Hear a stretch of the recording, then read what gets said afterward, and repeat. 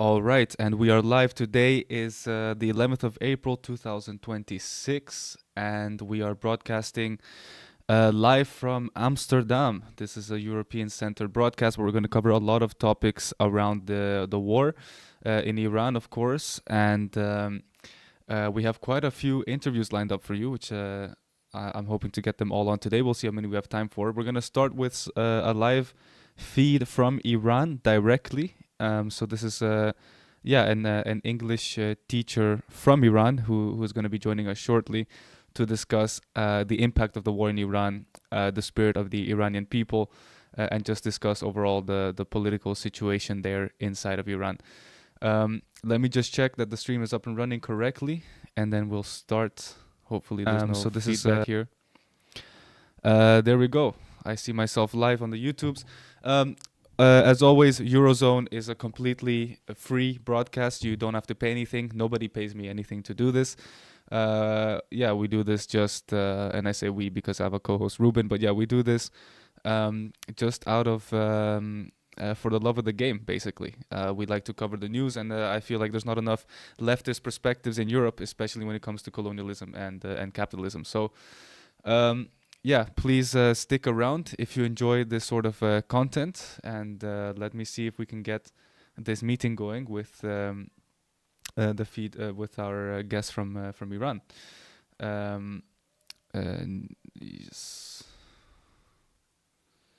I think there's a way to start it super quick.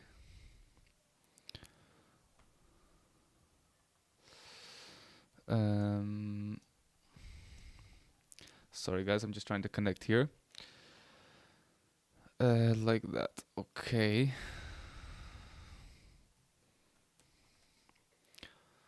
Boom. And there we go. The meeting is live. Let me see if our guest here can join us. Just give me 1 second. He's waiting to join. His name is Artin. And we'll get him on the broadcast here quickly.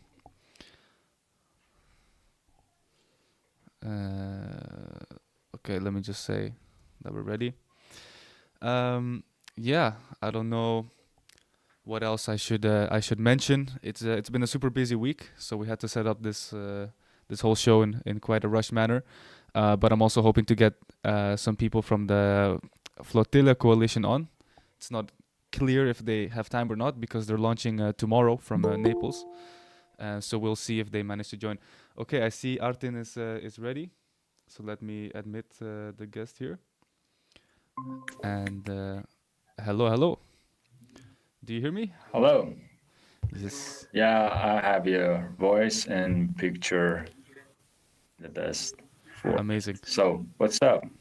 Yeah, not much. Just starting the live stream here. We have quite some guests today, but they're from the Sumud Flotilla coalition. And they're launching tomorrow, so they had to reschedule a little bit. I hope it didn't bother you too much. But otherwise good. Okay. Yeah. And yourself, how are you doing? Well, I'm doing good because I'm sure you heard about the ceasefire. Of course, we are all skeptical about the ceasefire and those who stop and they think that that's just another strategy. Maybe they can start to bomb again, and they're just buying time. Yeah. But yeah, we are somehow off the fighting, but we are so sad and we are concerned about our brothers and sisters in Lebanon. Because basically, Israel can't be stopped by killing innocent people, you know. They get to Iran, then they go for Lebanon, now they're going for Gaza again, so they're addicted to murder, I think. Yeah, it does seem like they don't want to quit, even in a situation where it's not really in their own national interest to keep going. I mean, it looks like the war has had a heavy toll on their military, also on the American military, and yet they don't seem to be interested in stopping at all. Exactly, yeah. I have the same thoughts about this. Yeah. Is the audio and everything clear on your end? Any issues? Yeah, I'm okay. I'm okay. Do you have my Yeah, yeah. picture and my sound? Yes, I just set up the screen, so you're looking fantastic there. And yeah, if you're ready, we can start recording and get into the real segments. Yeah, I'm okay. Perfect. So we can go for recording. And I just got some questions. Where Yeah, do you want to upload that? Do you want to upload it on your YouTube, Instagram? yeah. I mean, right now you're live on YouTube, just so you know.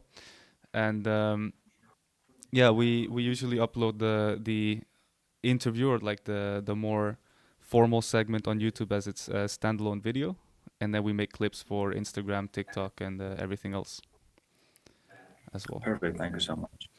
Yeah. Yes, and I know you also have an account, right, that you've been running on Instagram or Yeah, of or course. Yeah, a I'm few mostly accounts. active on Instagram. Yeah, Yeah, yeah, yeah. I have a TikTok account as well, but the TikTok is not so popular, you know. yeah. I noticed we don't get any views after what's his name, the Zionist from the U.S. Bought the bought the whole Yeah, platform. yeah, I got the control there. Yeah, Yeah, exactly. Um, all right, then I'll start recording here and we'll get into the segment. yeah. All right. Joining me now, we have Artin from Iran. He is an English teacher in Iran, recently turned content creator. Um, and he's going to discuss with me the current situation in Iran, especially after the heavy bombing campaigns that we've seen in the last 6 weeks, and what the situation is on the ground right now. So yeah, thanks for joining, Artin. I understand that you live in Iran, so I just want to start by asking you, what is the situation right now? How are what is the spirit of the Iranian people? Well, first of all, I just like to start my sentence with the phrase "in the name of God," like, like we do every time.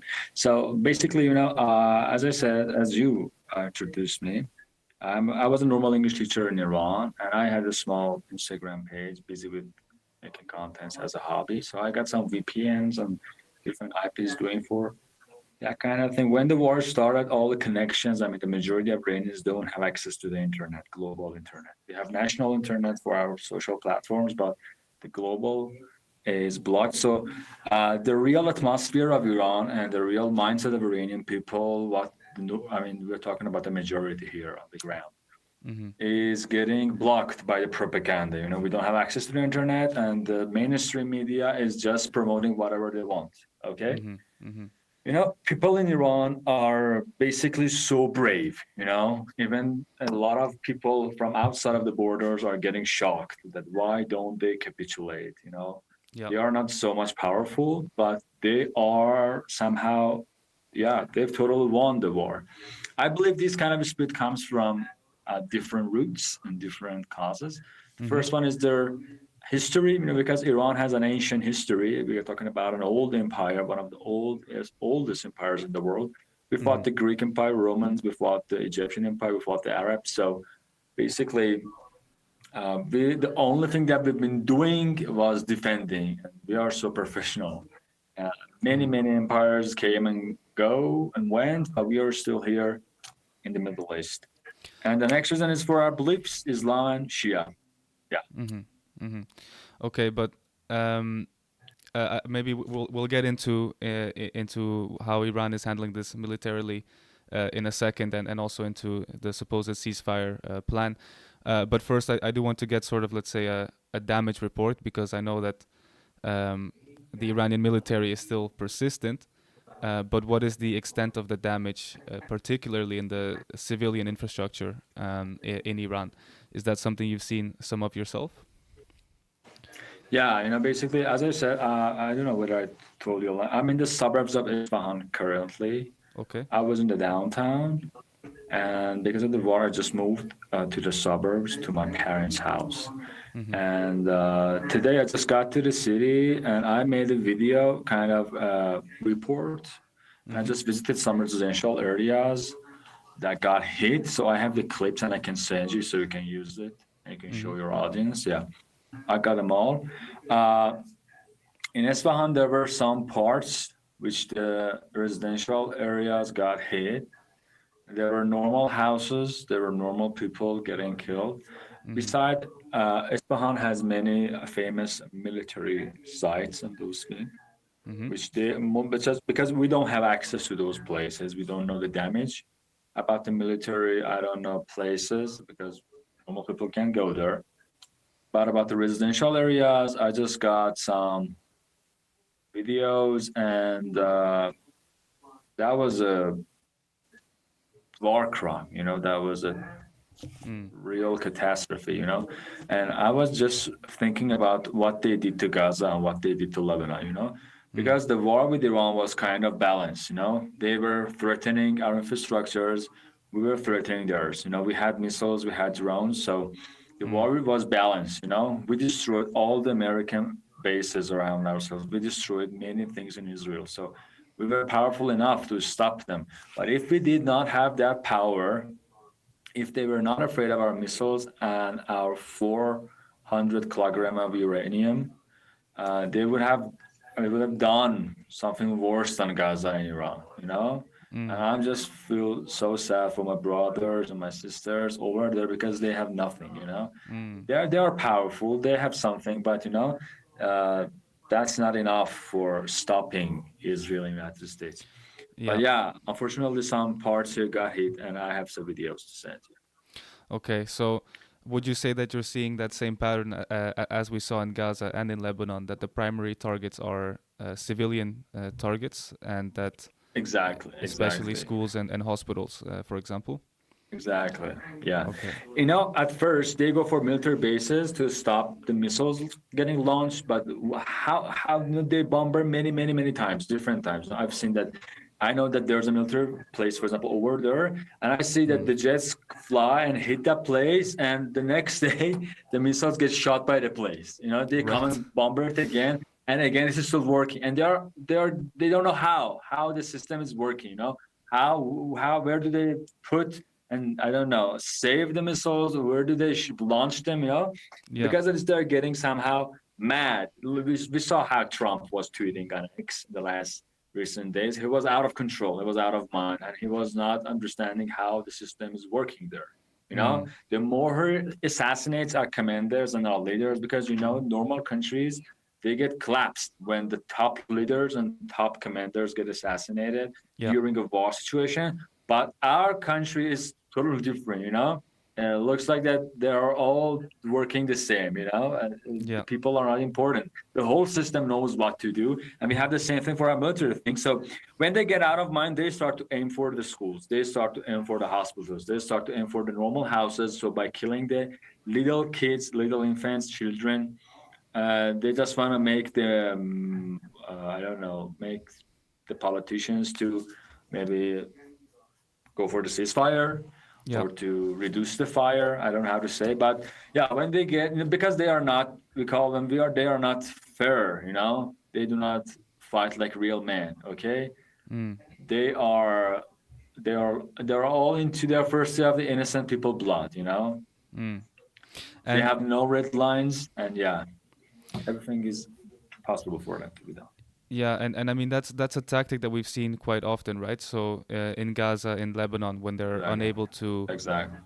when they're unable to achieve their military objectives, then they go for the civilian population, essentially trying Exactly. Exactly. to collapse society in a way to pressure whoever is in charge to stop the war and agree to usually unfair terms, right? Like we saw in the Gaza Exactly. ceasefire.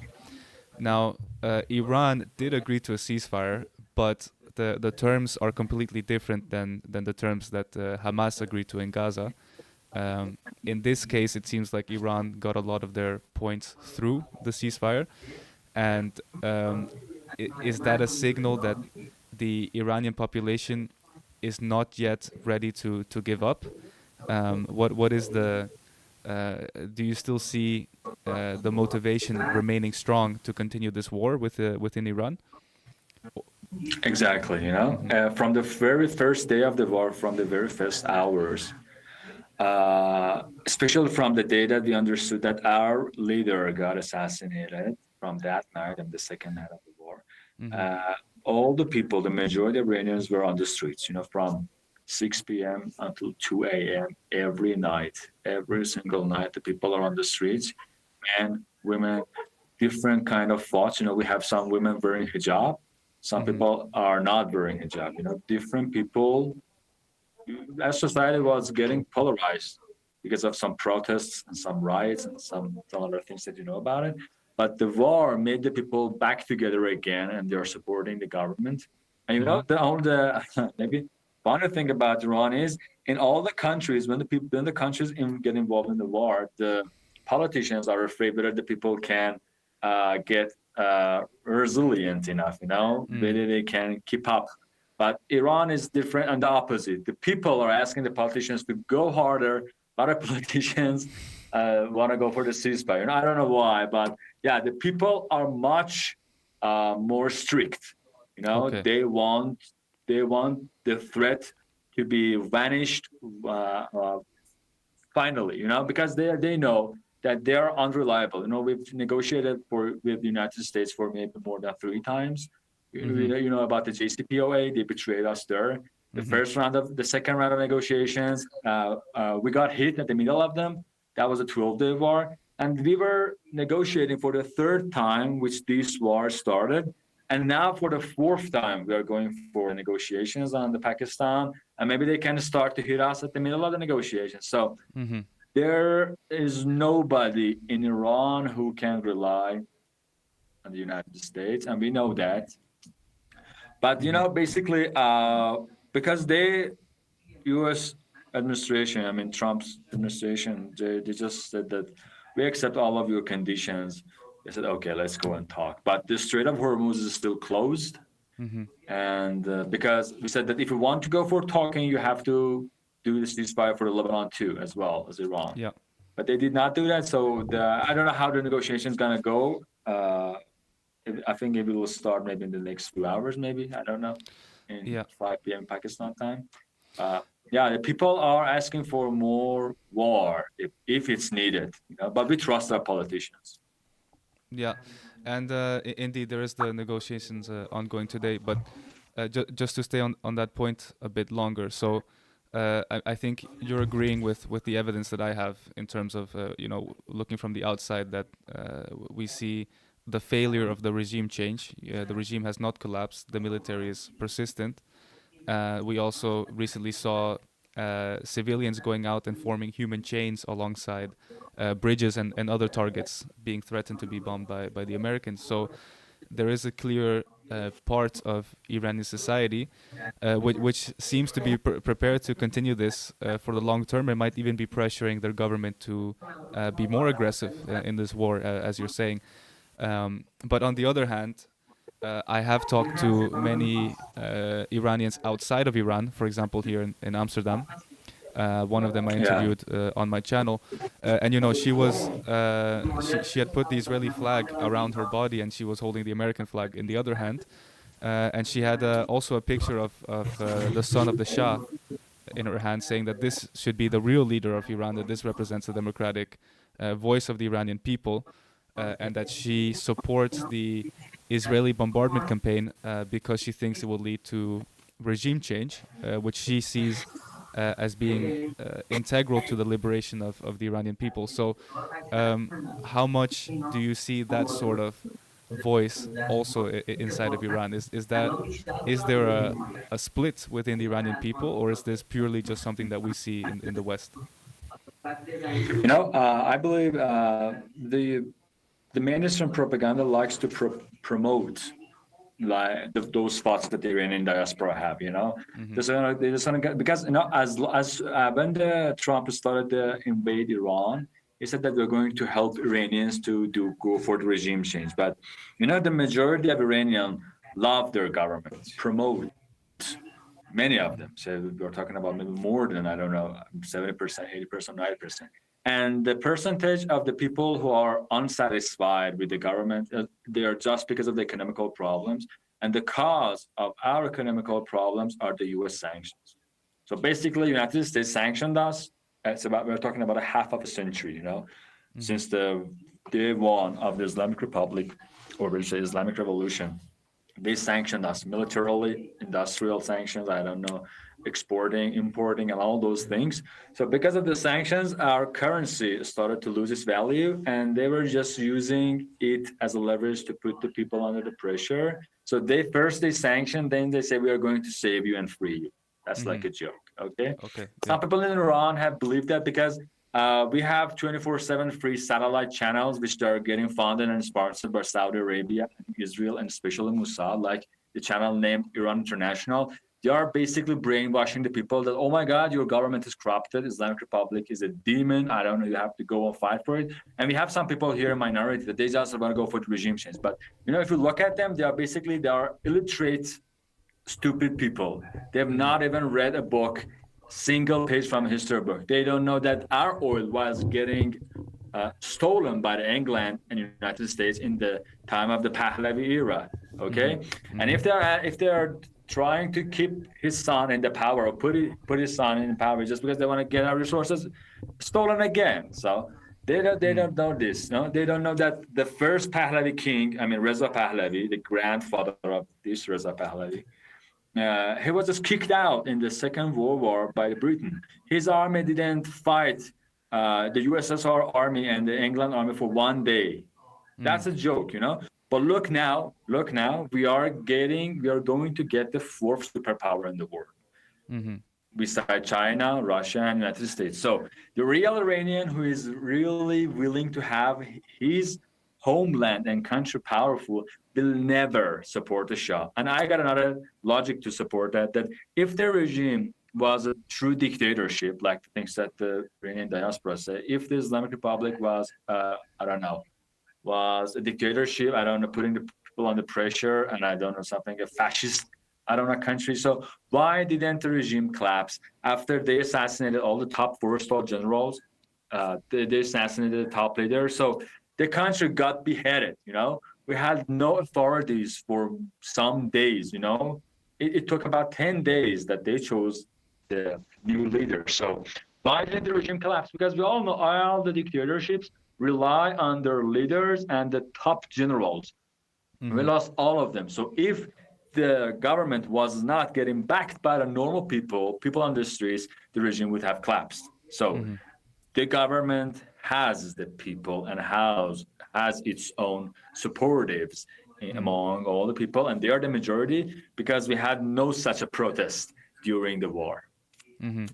Yeah, I will say we did see some protests right before the war started, but I take your larger point there, that you say that this group of people is a minority in Iran, and again, I have to explain that because I was in the protest too. Okay. Those protests started for the economical things, and they were going on for 2 weeks, and I was a part of them, and I was protesting too because I was peaceful protests against the government to criticize the bad economical status, which is a normal right for all the citizens of all the countries. And it was going peaceful, okay, but I can remember the BBC in Persian and Iran International. There were two famous Persian channels working for the propaganda.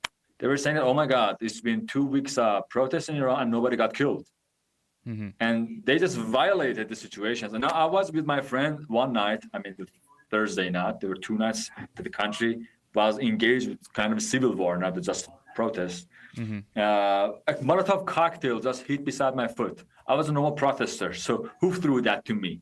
And I saw some people that they were carrying gun and they were started shooting, blind shooting to the officers and normal people from back.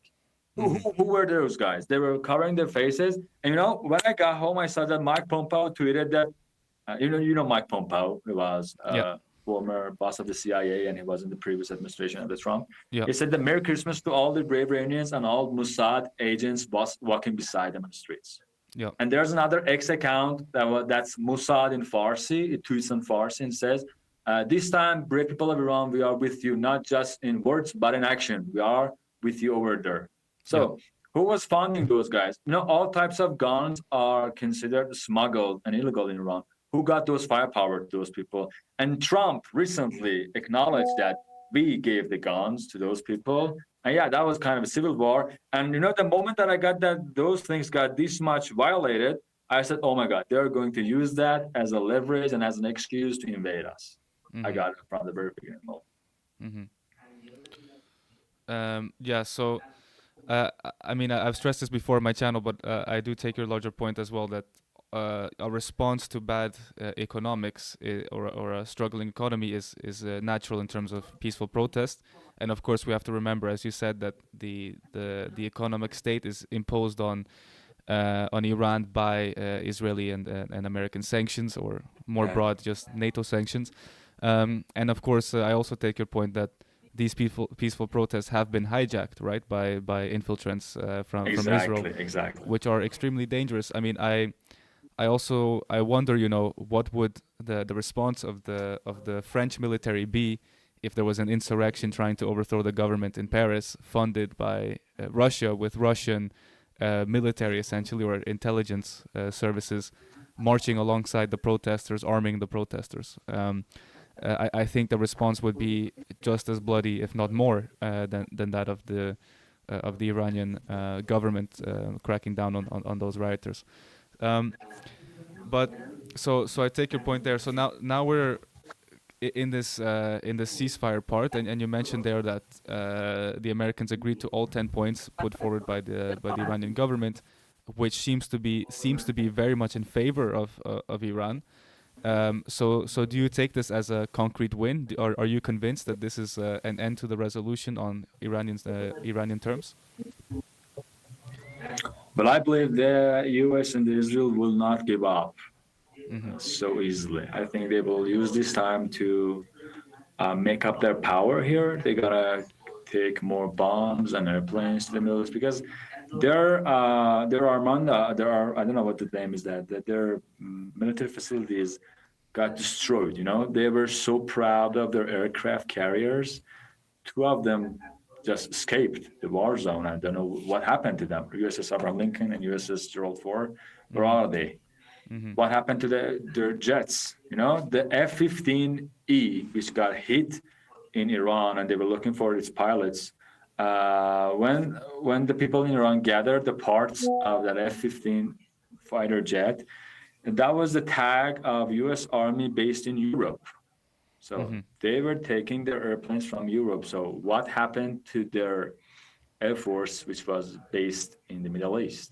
Mm-hmm. They had many bases here. So what happened to their airplanes there? You know, Mm-hmm. they were getting too much casualties, and because of this, they said, "Oh my God, let's just stop it. We're gonna make it up. We have to take more people and more stuff from other parts of the world." They were packing the top uh, interceptors from the South Korea to take it here. They asked Poland to get their Patriot, I don't know, air defense system to bring it here in the Middle East. So basically, they were not expecting Iran to be this much powerful.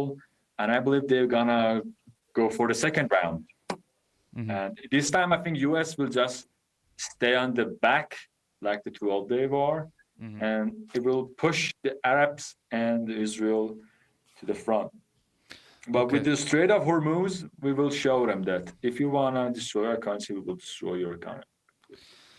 Okay, and I take your point there. So it is, and I think I agree for the most part. We'll dive into it later in the live stream after this interview. But my thesis to put forward today is that this ceasefire is fake. That it's a break in order to reamass troops in order for a ground invasion. And what you're saying there plays into that, right? That a Yeah, lot of the American military infrastructure in the region has been destroyed.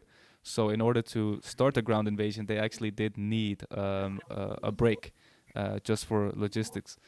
Um, Now, I will put a bit of pressure on you here because I see a lot of people in my media circles on the anti-imperialist left that are always convinced that the current war will be the last war, and that the American empire is about to collapse, that the Israeli empire is about to collapse.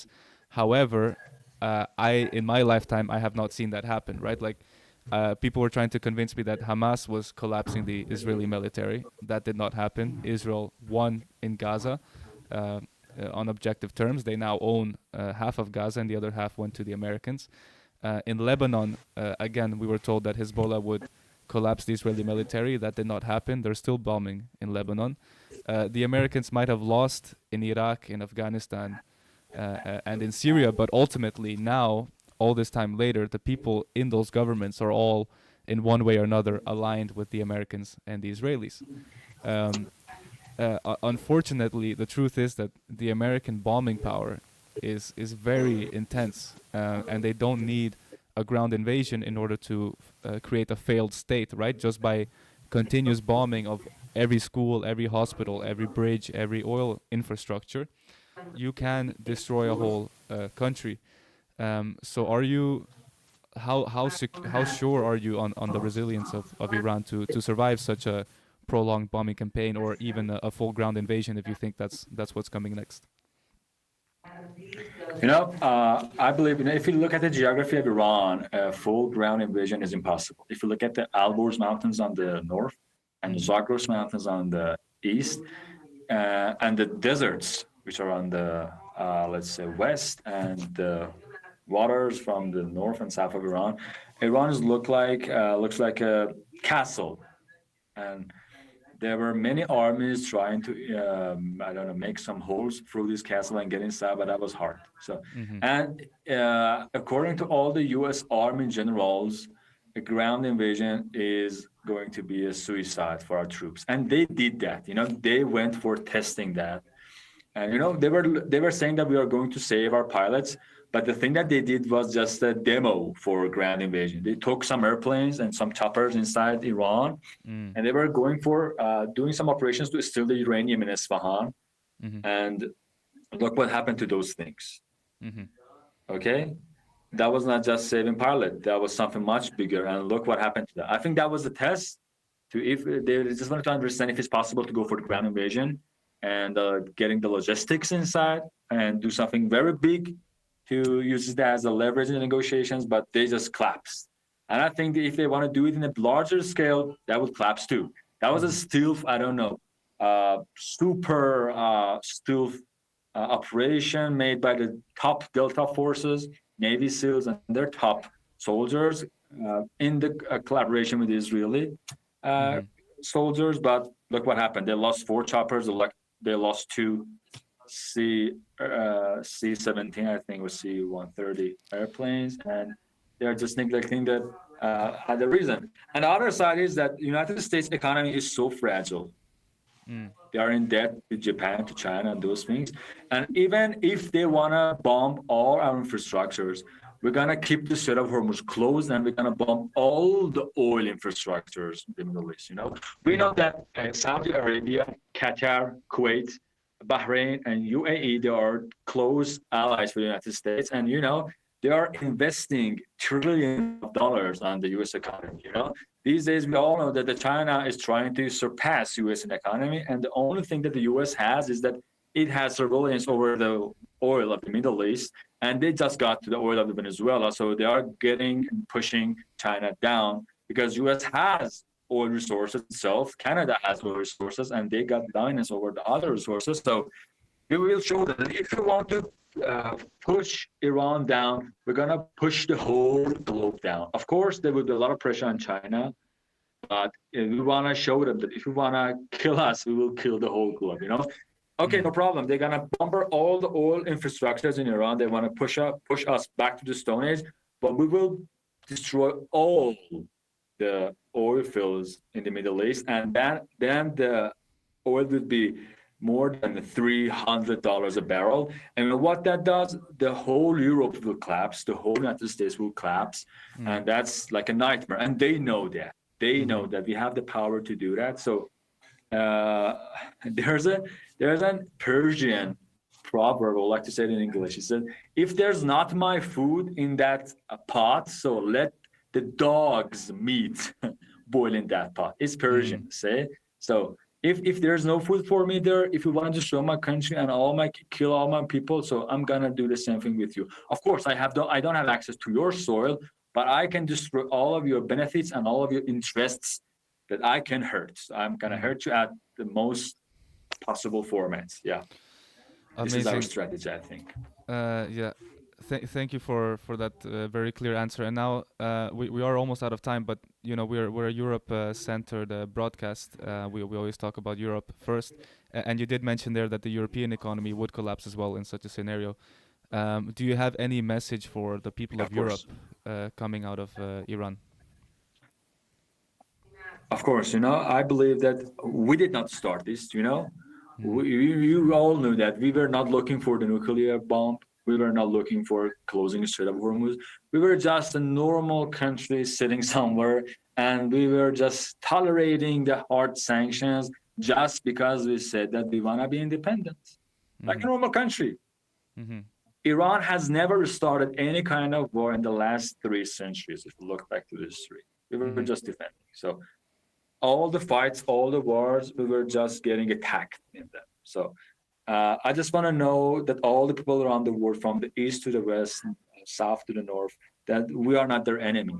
We are Hmm. just defending. So if they, as I said, they just want to put us down, so we have to do something to stay alive, and because of this, we have to destroy the United States interests and Israel interests, and because of this, because of the U.S.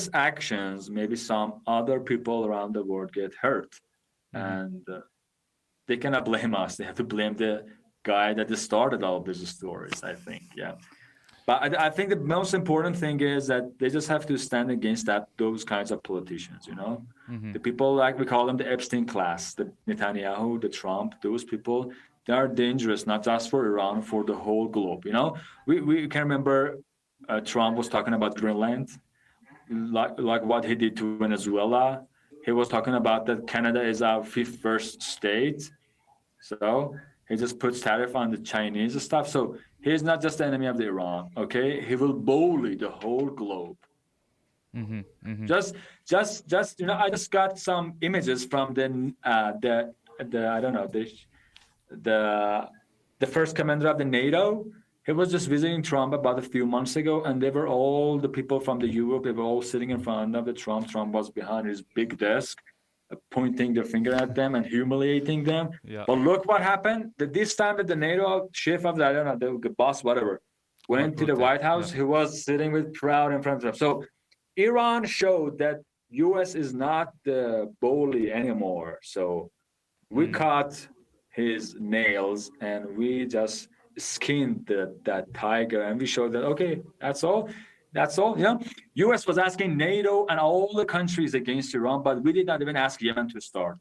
Hmm. We did not Hmm. even ask Yemen to close the Bab el Mandeb Hmm. Strait. So we did not ask our allies in the full, I don't know, collaboration, but US was begging for them. So we won Hmm. the war, and we just inspired the other countries, even the Europeans, that you can act against the United States as an independent country. If you want to do something about your foreign policies, Italy, Spain, Germany, France, I don't know, uh, England. So act. Don't be afraid. Iran did it. You can do it because you are much stronger in the economy and the war things. So go for it and don't be afraid, because he's not the bully anymore. And yeah. Perfect. I think that's a great message, and the same message that I've been trying to relay over here in Europe. We had this political party, Devonk, that we were promoting in the Amsterdam elections, and this is exactly the points that we always stay on. This is not beneficiary to us. Eventually, the Americans will turn against the Europeans, I think, and we live in an era where Europe can stand up to the Americans without fear of losing everything we have. And in fact, I think it's the only way forward. Um, Artin, thank you so much for your time. I think we can definitely do this again sometime and talk a lot longer. I'm Of sorry course, for, yeah. for cutting you short today, but we have a few more interviews lined up. So I No, hope that was to, good. That was great. Thank you. yeah, Thank you for everything. I hope to invite you back sometime soon. Yeah, of course. That was my pleasure. And I'm so honored to talk with you. Sorry, my English is not so professional, No, but I it's tried fine. to explain the thing. It's fine. We're in the era of, Thank you for everything. yeah. Thank you for everything. And I'll see you again. We will keep in touch. Thank you for everything. Thank you. Yes, amazing. Thank you. Take care. Take care. Bye. Goodbye. That was Artin from Iran, reporting live on the ground. He has his own Instagram channel that you can follow below. I think most of it is in Persian, but he has some videos in English as well. He has some really good content where he talks to people on a live stream. He talks to random strangers from the U.S. and Israel, and gets their perspective and kind of clashes with them a little bit, which is always fun to watch. On the larger point that we ended on there in terms of um, of what Europe should do in this situation. We'll jump into that at the end of the live stream, going through what exactly Europe's stance is in all of this. But first, we have another guest lined up, and this is actually the spokesperson, the head of the Dutch Flotilla coalition. So this is the Flotilla coalition heading to Gaza. And yeah, she's going to tell us a little bit about what the mission is of the flotilla, and what they hope to achieve this time. That's different from their previous missions to Gaza. So let me just connect her here. 1 second.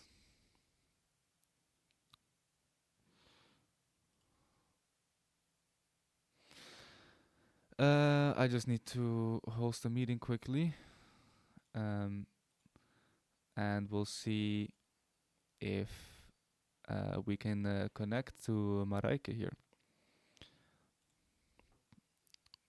Just give me 1 second, guys. And in the meantime, I see a few people here watching live, so feel free to drop something in the chat. If you're joining from if you're joining us from Instagram, then you obviously know our content already. Okay. Let me test the audio here. Okay, that should be good. Maybe I'll mute myself there. How can I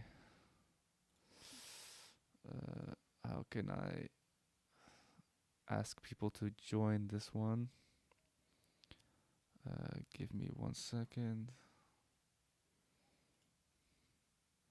Okay, there we go. We have the invite link. We're gonna send this over, and then we'll get Marijke on from the Dutch Gaza Flotilla coalition.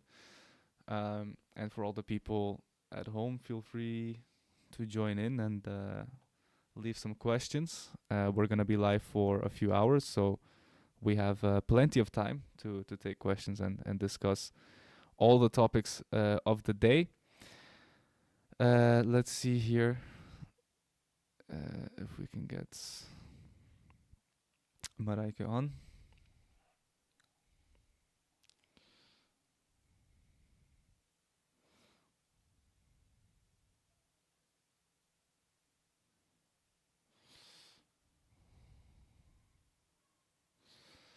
Da, da, da, da.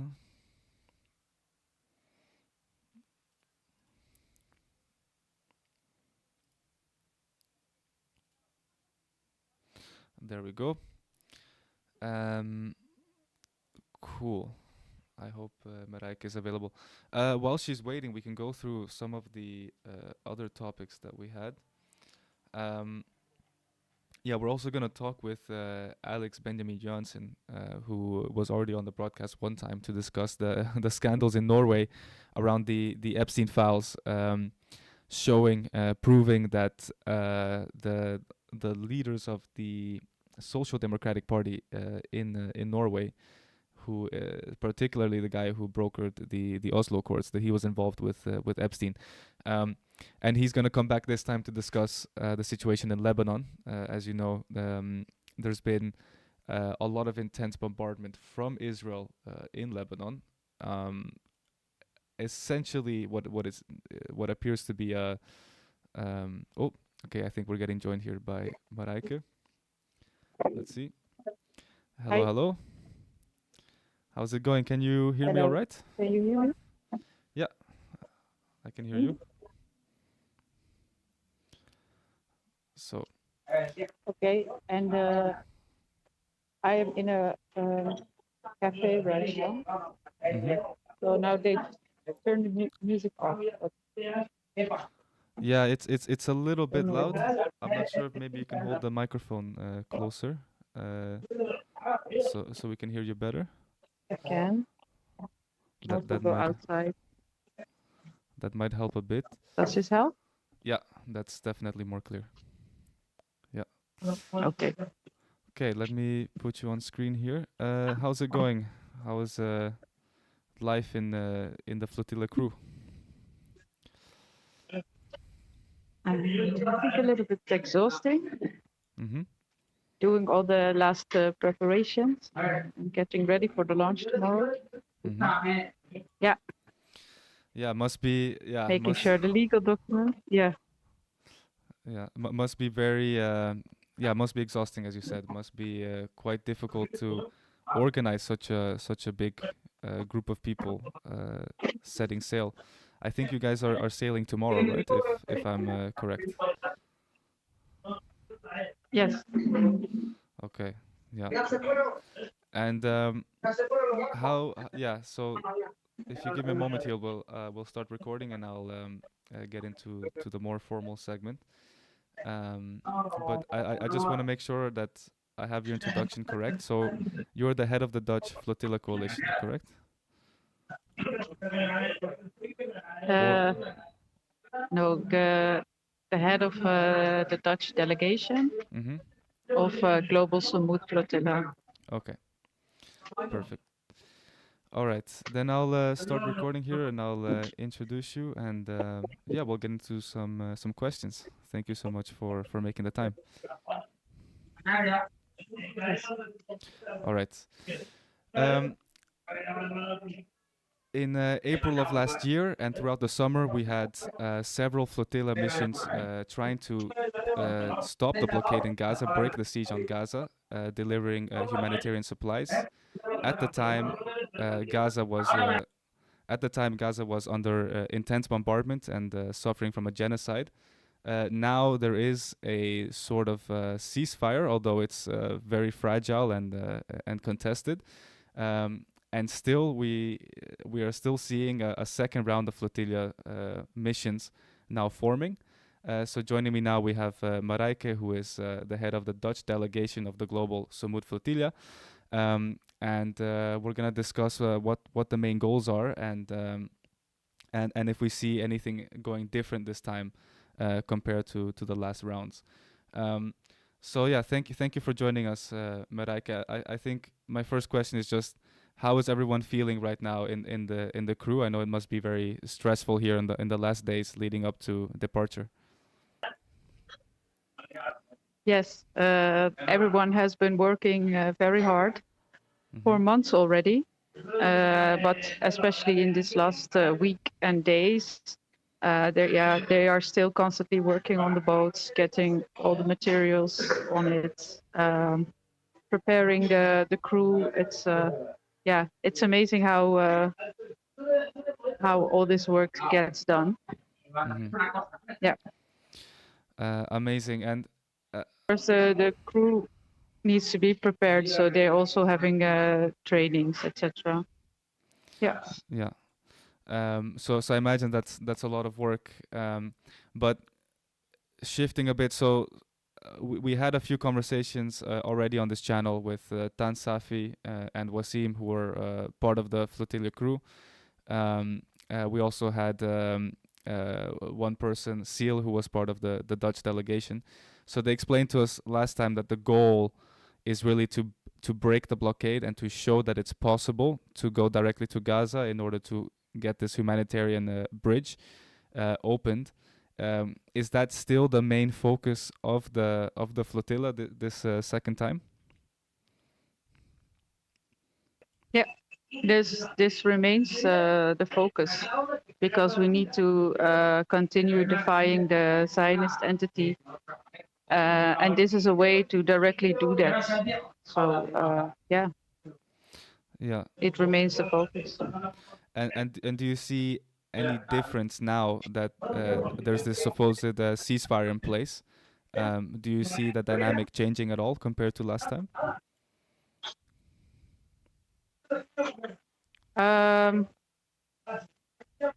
Well, yeah, you have the fake ceasefire, and still they're colonizing Gaza now.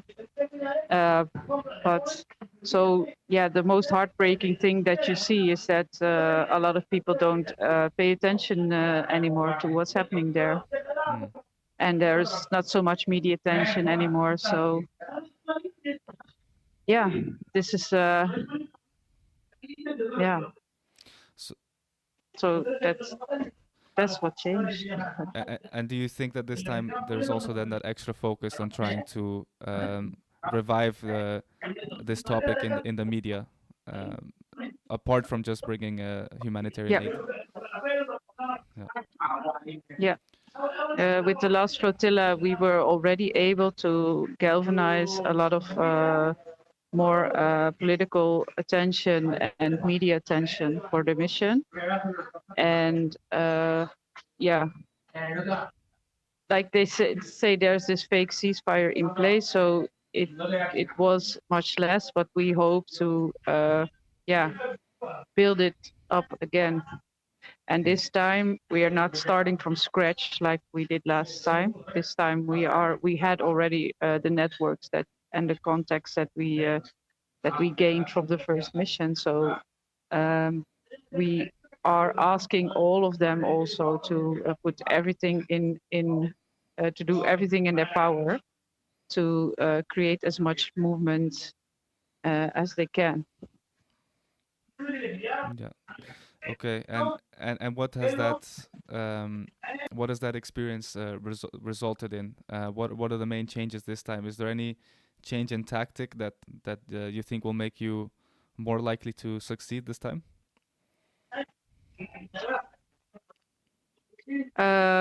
You mean when it comes to the international mission? Yeah. So last time they didn't reach in the end the borders of Gaza, right? So is there something Mhm. being done different this time that makes it more likely for this to succeed? There, yeah, what they changed, of course, is that they doubled the amount of boats Mm-hmm. and they doubled the amount of people. So we have more than 70 boats joining and around about 1,000 people joining in the mission. They have more delegations from all over the world joining. So this mission is even like more countries are connected and making this, yeah, this statement. Mm-hmm. So these are things that are changed, but in the end, of course, they are still sailing towards Gaza, and there will be still a big chance that they will be intercepted. Mm-hmm. Yeah, because last time the Israeli military ended up intercepting all of the boats. The crew on board of the boats were kidnapped in international waters and imprisoned in Israel and held for several days before finally being let go. So I understand that the goal is still to overwhelm the Israeli defense and sort of just add enough boats that they can't stop them all. But do you think that Israel being put in that stressful situation will respond harsher than they did last time? Or are you afraid at all of what an escalation on their side could look like?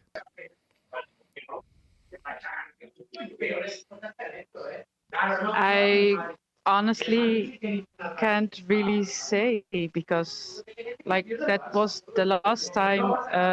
It was also that they went from 1 or 2 boats to 44 boats, Mm.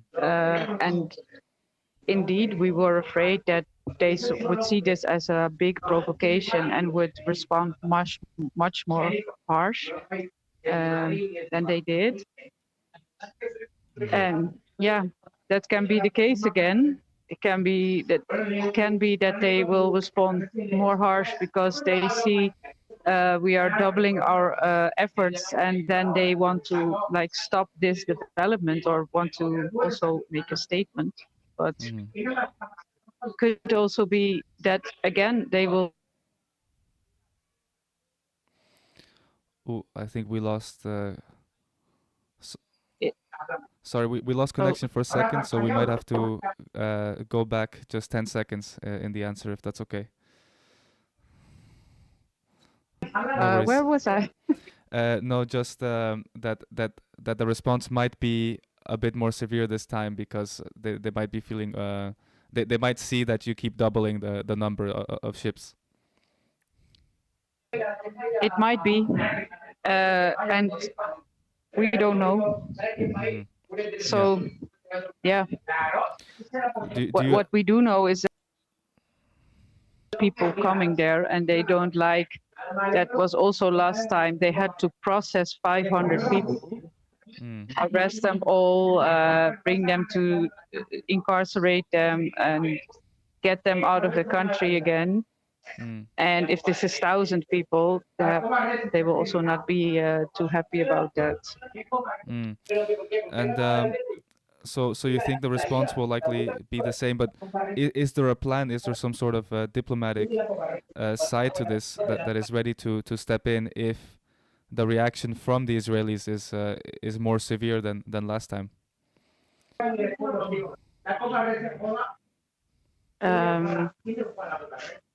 No, there is not a plan from us, as in we are already doing our political lobbying work.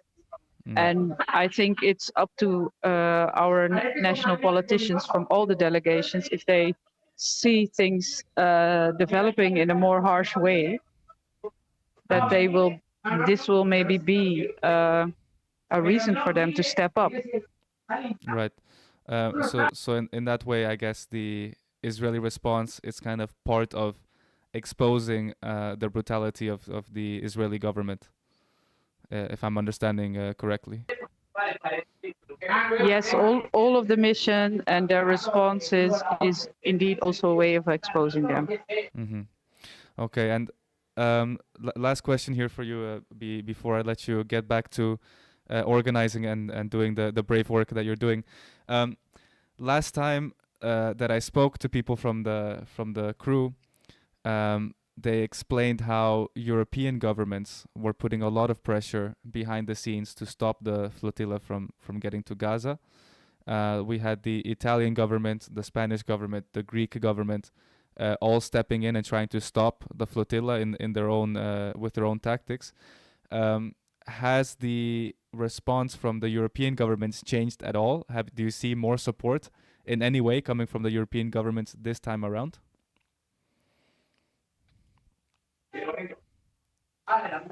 No, not exactly. No. Okay. Yeah, it was remarkable that last time. I cannot so much speak for all the European countries.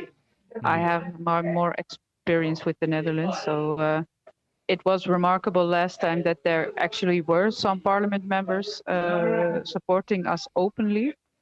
But yeah, the people in government in the end didn't offer any physical support. So yeah. Yeah, I don't think it really changed, unfortunately. So I mean, we see a lot of rhetoric changing. So at least the words are changing a little bit, not by much, but you do have some elements of European politicians starting to finally push back against Israel. You know, we had even Giorgia Meloni in Italy, who is a far right president. Even she was talking about that it's time to sanction Israel for its war crimes in Gaza. So just to confirm, this rhetoric, you haven't seen it materialize in any meaningful way in support for the flotilla. No, not yet. But I think it shows something really important, and that is all what I learned from all of these missions, even the March to Gaza, the first flotilla, and this flotilla. The flotilla is kind of a catalyst for other actions to take place. It's not this is the only action or the best action. It galvanizes some media attention and political support. But we in Europe, I think we really have a responsibility to make usage of the rights that we have, the protest rights that we have, to do much more actions. Because I think we are still not, when I see last 2 years, we are not doing everything we can as the Palestine movement in Europe. So I think we have to step up our game and make usage of the media attention that the flotilla gets to organize actions in our own country or aimed at the European Union. Mm-hmm. Because Amazing. Thank you, Mareike, there because for the. there Yeah, sorry. yeah, No, go on, go on. sorry. Well, we in Please the finish. end we want one of the goals maybe of all of us Europeans in the Palestine movement should be that Israel gets kicked out of this agreement that the European Union has, and so we need to work for that. Yeah, fantastic. I couldn't agree more, especially on the point of, using this as a catalyst to continue escalating our protests and our actions here at home in Europe. I want to thank you for taking 20 minutes out of a busy day. I hope you guys set sail tomorrow without any issues, and that you make it as far as the shores of Gaza, and for once, prove that it's possible to break this siege that has been in place since 2008 now. So that's almost 20 years of siege, right? Yeah. So thank you so much for your time, and maybe we can talk again after the mission is complete. Yes, that will be great. Thank you so much. All right. Bye. Good luck. Bye bye. So that was that's my ChatGPT. All right, that was Mareike from the Samud Flotilla, the head of the Dutch coalition there. Okay, I think we have a little break now before our next interview. Let me just say thank you and what's up to Mareike. Yeah, so sorry guys, it's a bit of a hectic day. We just jumped in, had interviews right away, and as I said, I barely had time to set them up this week. So I'm happy that both of them so far came together. It looks like our two remaining guests are also still available, which is great news. But we do have a break now for quite some time. So let's see what we go to next. I think I'm gonna do my solo part and go through all the headlines I want to talk to you guys about, and then we'll after that move to the last two interviews.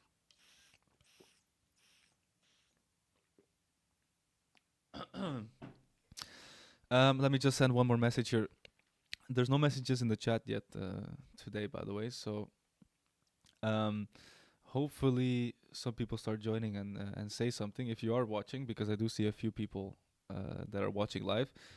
Drop a message if there's any topic you want me to discuss or anything you've been wondering about. I'm happy to cover it live for you. That's the only benefit of watching such a small streamer, is that you get to you get a response to every message. Okay, let me just confirm here with Ruben that they're still joining. Where is he? Can you join in 30 minutes?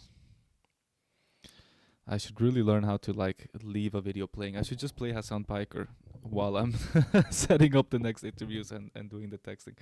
All right, wait no more. We will jump right into the next topic here. So we're going to be covering everything to do with Iran and how Israel is purposefully trying to break the ceasefire and what that means for Europe. So just give me a moment here to think about how I want to start this. And then we'll go. Let me do one last check.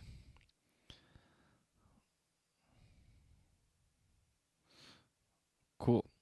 Let's do it. So Donald Trump seems to be threatening to leave NATO if all of NATO does not join his invasion on Iran.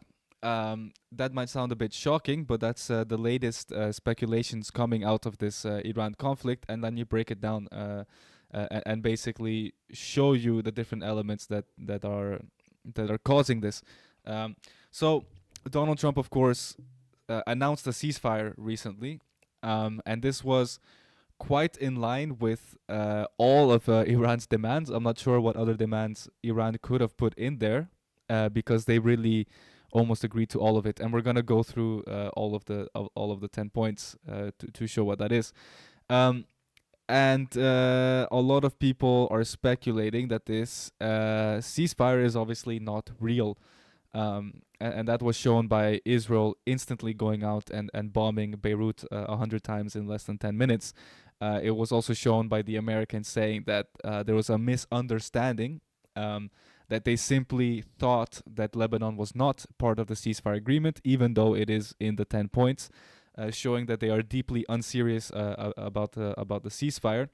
And of course, we have, I think, at the core of all of this, that Israel and Benjamin Netanyahu specifically have no intent whatsoever to slow down and have any ceasefire in any regard, whether that's in Palestine, Lebanon, Iran, or anywhere else.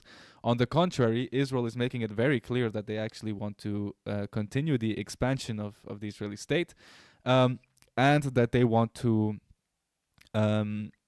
invade Turkey next, which of course, right? So if we look at the NATO setup, right, you have the Americans, you have the Europeans, and then you have Israel. Now, for Israel to get everything it wants, it is actually integral that NATO gets dismantled, because not only do they want to attack Iran, they have said now openly that Turkey is the next Iran, and Turkey is part of NATO.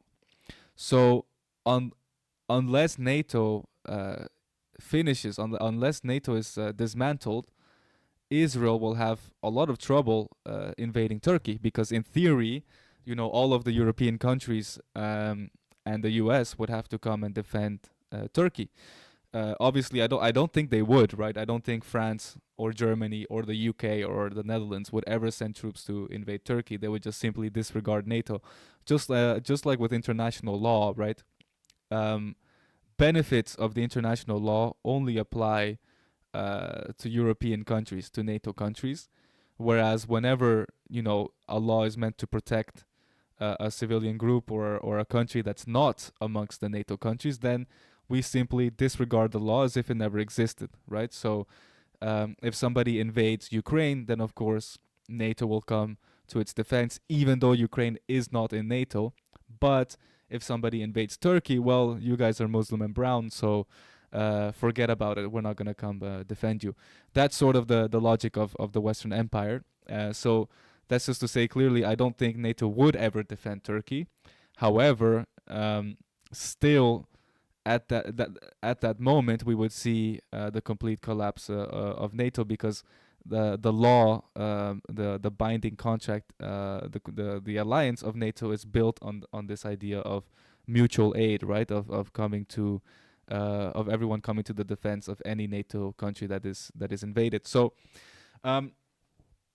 if Israel wants to continue this project, they must see the dismantlement of NATO, and I think Donald Trump is playing on that, and is playing into Israel's cards by saying now, basically offering an ultimatum, right? Either you show your complete and utter loyalty to the Israeli project, or NATO ends.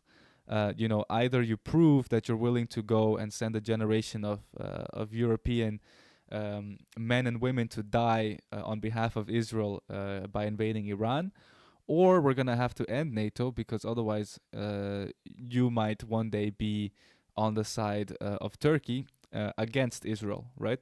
And that's sort of the ultimatum that Trump is offering. No more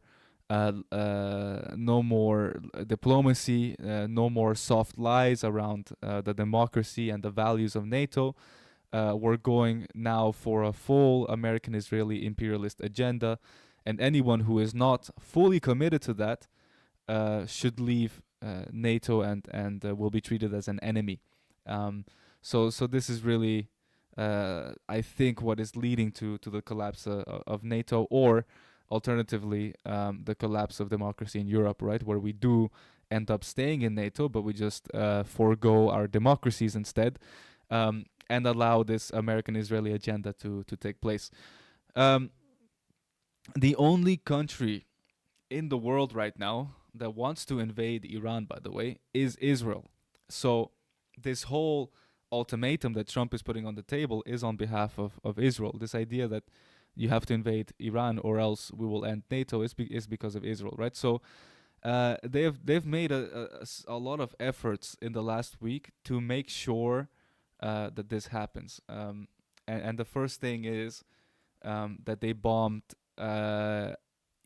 Beirut in Lebanon, and they bombed it as hard as they could. They actually, I think, broke the record of casualties seen inside of Lebanon that we've ever seen inside of Lebanon. So let me just get that up here. I need to 1 second, guys. I just need to share my window here. So there we go. And let me put myself on top of the window. So if you haven't seen, I think most of you should be up to date on this because it was all over the news. But I just want to bring this part in here. So Netanyahu says there's no ceasefire in Lebanon as Israel launches fresh strikes.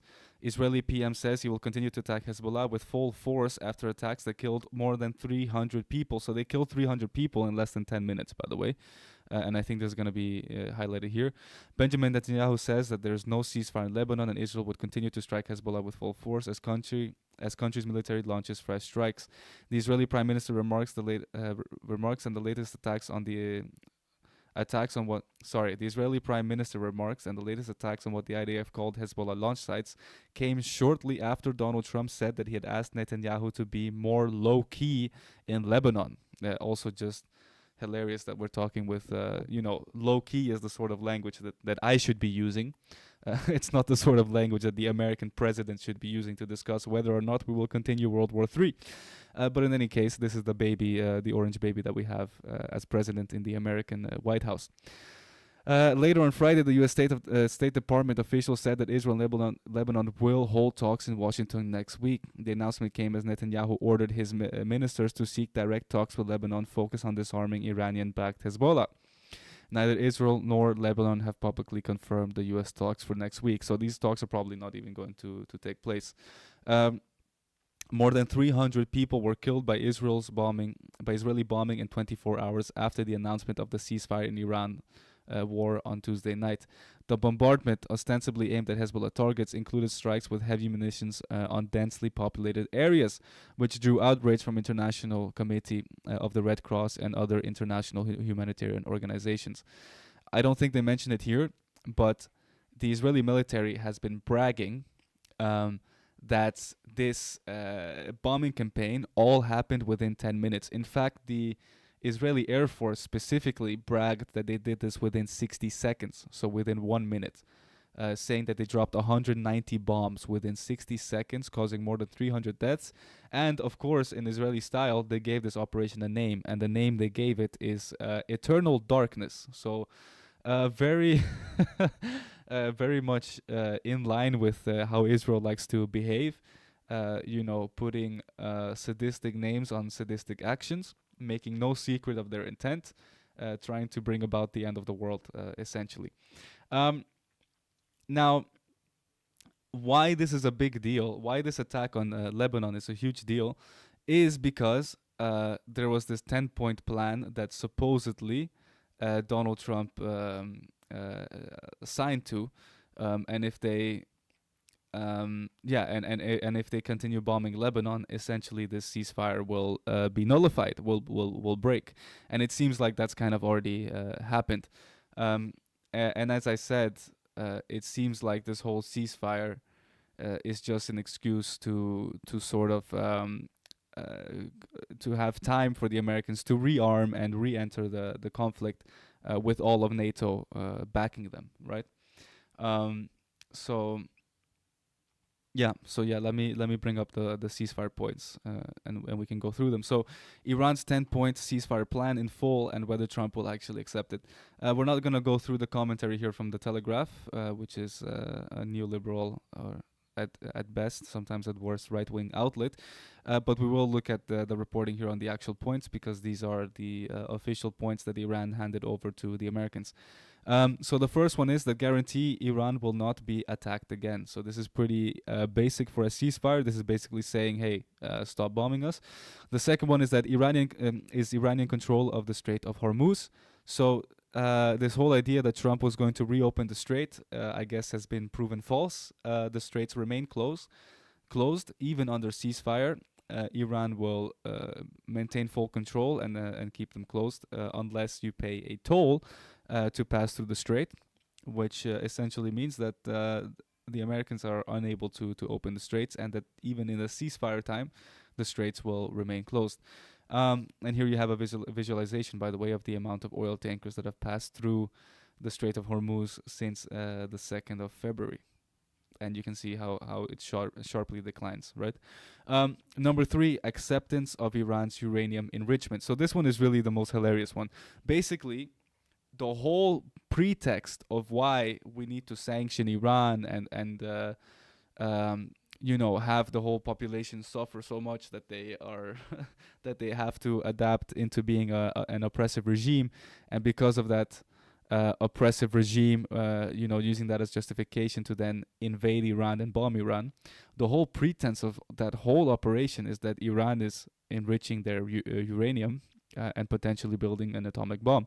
And now the Americans have just agreed, hey, you know what? We don't even care about the uranium. You can continue enriching it and we'll accept it, right? This is the third clause highlighted right here, acceptance of Iran's uranium enrichment. So this is, I think, already the first point that makes it obvious that the Americans are not serious about this ceasefire, because they would not agree to a term like this if they were serious, because this goes against the whole narrative of the war to begin with, the whole justification of the war to begin with. Number 4, lifting of all primary sanctions on Iran, and number 5, lifting of all secondary sanctions. So also all of the sanctions that we put on Iran for the last 20 years, apparently all of those can now go and will no longer be applied. Number 6, ending all of UN Security Council resolutions against Iran. So this is more on a diplomacy end, but still, this also lifts any restrictions that were placed, any economic or political restrictions that were placed on Iran. Number 7, ending all of the IAEA Board of Governors resolutions. So this is the International Atomic Energy Agency, which is closely tied to their points on the UN resolutions and on the uranium enrichment, right? So basically saying we will enrich uranium and we will no longer be held accountable for all of the previous UN or IAEA resolutions that we have signed to. Basically highlighting that they're serious about having full sovereignty of their nuclear program, which again goes against the whole American agenda that they have been pushing for the last 20 years. With Benjamin Netanyahu since 1988 going out on television and saying, hey, the Iranians are just 3 days away from building a nuclear bomb, right? So all of that is kind of thrown out the window, seemingly, in this ceasefire deal.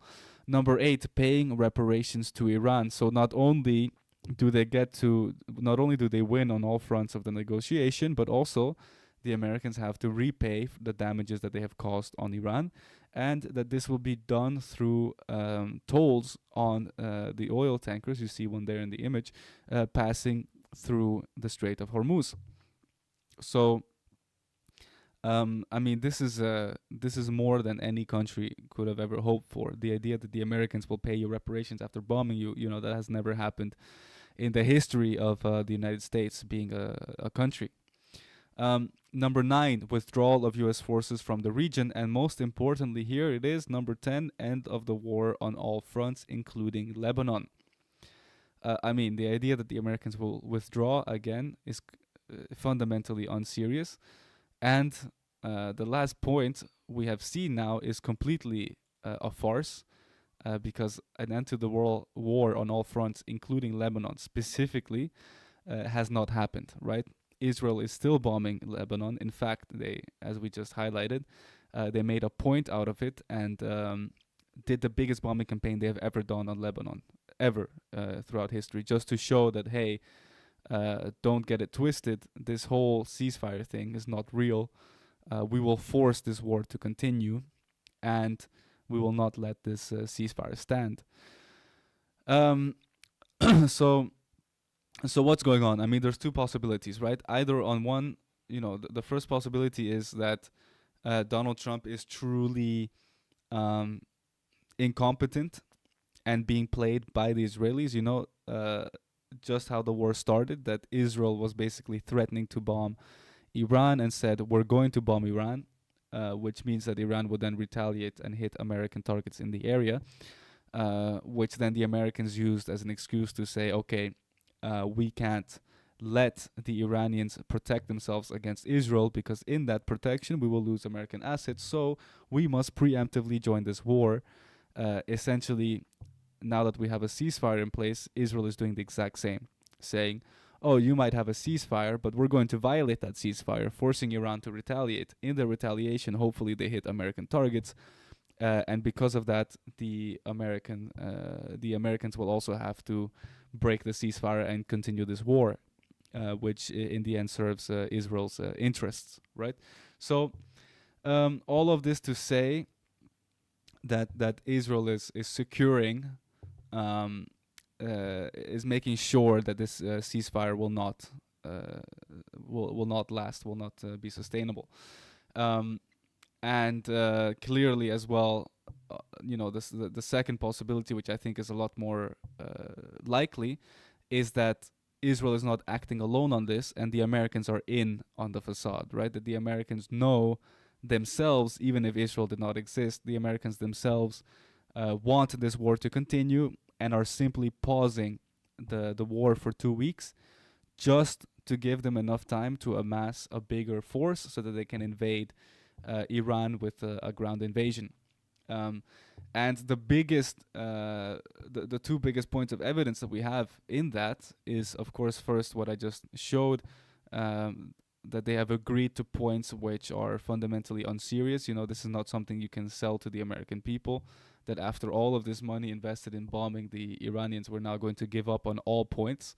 That seems incredibly unlikely. I don't believe that the warmongers inside of the US, who have spent such an enormous amount of energy trying to destroy Iran, would all of a sudden turn around, do a 180, and let Donald Trump capitulate to the Iranians on all of their demands, with the demands being very extreme from the Iranian side. Even going as far as reparations, the right to build a nuclear bomb, protecting all of their proxies in the region.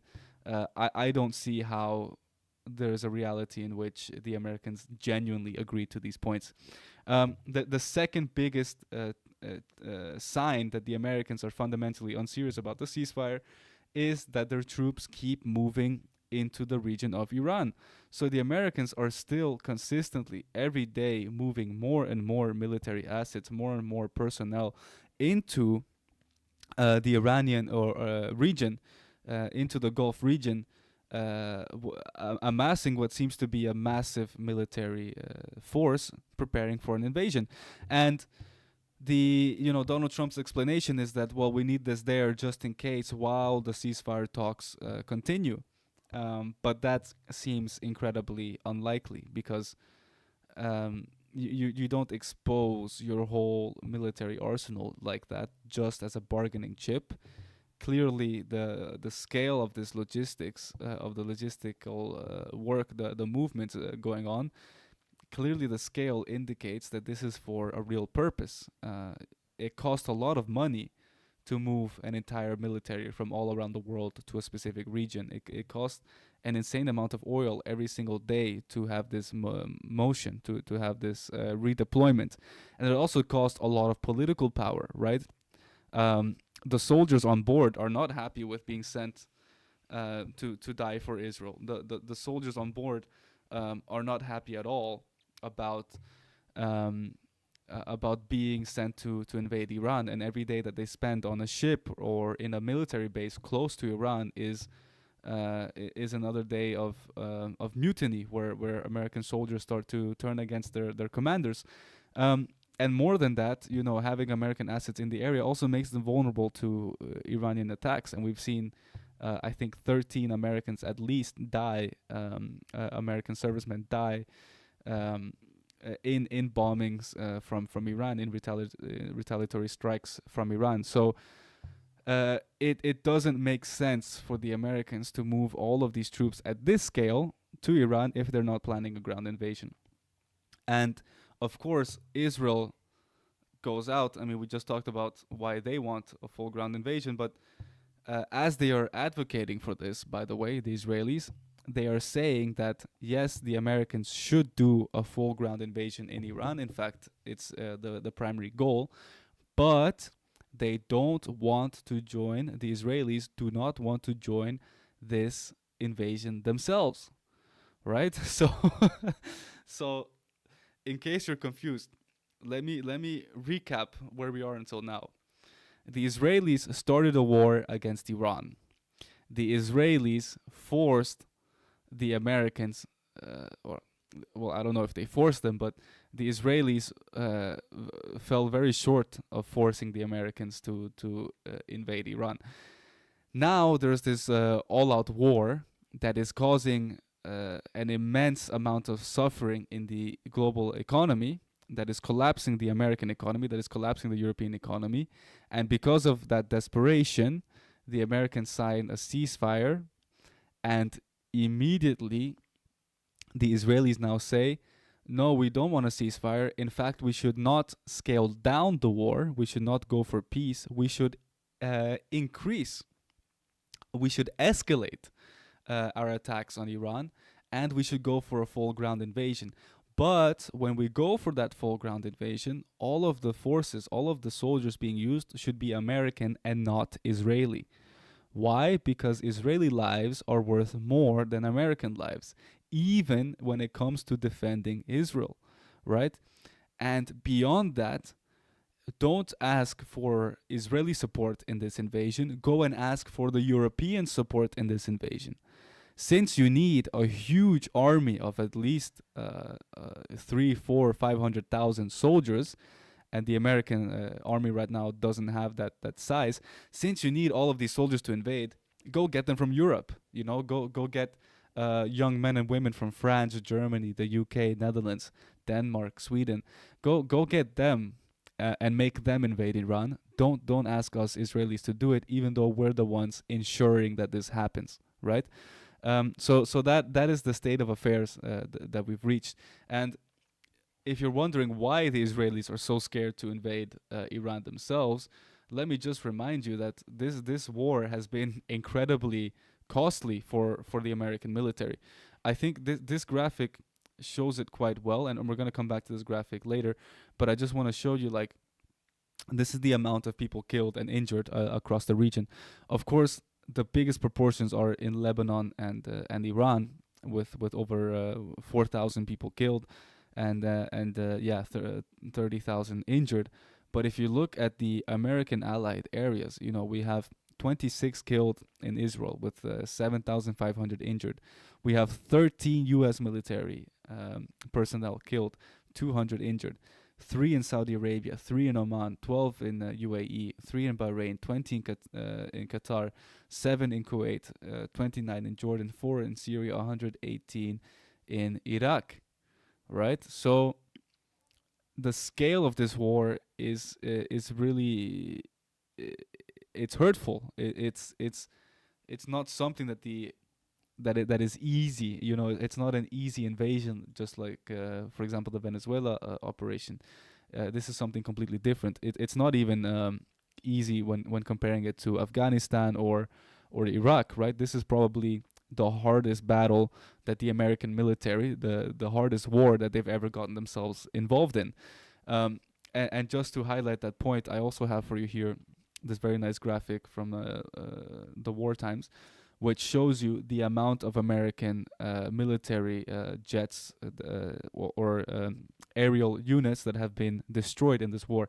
So we have the MQ-9A Reapers, 24 of them have been destroyed. So these are drones, right? The bombing drones.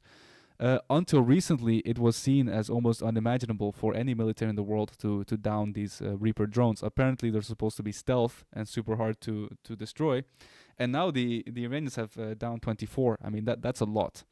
That is really a lot. I mean, if this starts getting into the hundreds, it becomes incredibly hard for the military to replenish them. These drones are not like the Shahed drones. These cost a lot of money to make, a lot of resources to make, and you cannot just simply replenish them easily. You cannot. They don't manufacture hundreds of these every day, right? It takes a long time for the supply chain to catch up. Then we have the F-15E Striker Eagles, 4 of which have been destroyed by the Iranians. So that's also an insane number. Again, these were all seen before. These used to be seen as indestructible, undetectable and indestructible. And now the Iranians have proven that they can take down 4 of these. And by the way, once you get good at hitting American aerial units, American airplanes, because of how technology works, you can, like, if you're able to do it once, then you have the practice, you have the know-how, the knowledge, the technical skill to do it 10 times. And once you've done it 10 times, you can do it 100 times, right? This is how technology works. Once you break through a catalyst and you figure out how to do it, you can repeat it until the weapon on the American side becomes useless. And that's what we're seeing here with the Reapers, right? The first Reapers to drop were down by the Houthis in Yemen, and when the first one was down, it was seen as a huge achievement. And now look at how many they've downed, right? 24. So these things tend to escalate exponentially. It's not a linear growth line. And just to continue here, we have 2 of the E3G basically warning and control airplanes. These are massive aircrafts that have a huge radar on top of the tail here that basically provide surveillance in the air. We also have 2 MC-130Js, so these are commandos which have been taken out, also massive transport aircrafts. We have a bunch of refueling tankers that are being taken out, so this is also, degrades the Americans' ability to refuel in mid-air. We have another F-35, so another fighter jet, and then we have some helicopters here on the right. So this is why Israel is saying, let the Americans and the Europeans go fight in Iran, but we're not going to join because they know that's very costly. They simply want us in Europe and in the United States to waste all of our money and resources and military assets in a war against Iran, fighting on their behalf without the Israelis having to risk any lives or assets themselves. Which I think is, even as somebody who follows Israel quite closely from a leftist point of view, this one is really more insulting than almost anything they've done to the Europeans, right? So going this far and saying, not only should you join our war, but you should fight it for us without our support. And yeah, so what is the European response to all of this, by the way? Complete, in the wake of complete disaster, well, we haven't really said much. We've had a few timid responses that we'll get into. But I need you to understand, right? Not only do they want us to fight this war for them, in the meantime, while the war continues, we are suffering immense losses here in Europe, right? So let me just show you this link here. So this is from a headline coming out of Ireland, but also in Norway. Fuel prices protests cause chaos in Ireland and spread to Norway. So Irish drivers told to buy only fuel they need. Irish drivers told to buy only fuel they need as filling stations run out. As filling stations, I think this is British English, run out, and haulers and farmers block motorways in 4th day of action. So the Irish are basically, especially the farmers, are starting really to feel the impact of high fuel prices. and this is causing a lot of instability in Ireland. So protests over fuel prices have caused chaos in Ireland, spread to Norway in a knock-on effect from the conflict in the Middle East. People in Ireland were urged to only buy fuel they needed, as 100 fuel stations ran out, and the National Emergency Coordination Group warned the number could rise to 500 on Friday.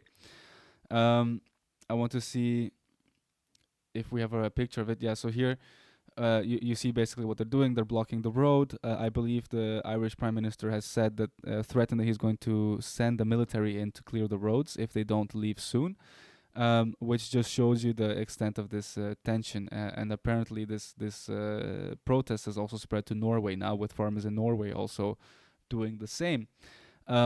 And that kind of highlights that, again, from a European perspective, we have nothing to gain from this war. We're just continuously losing.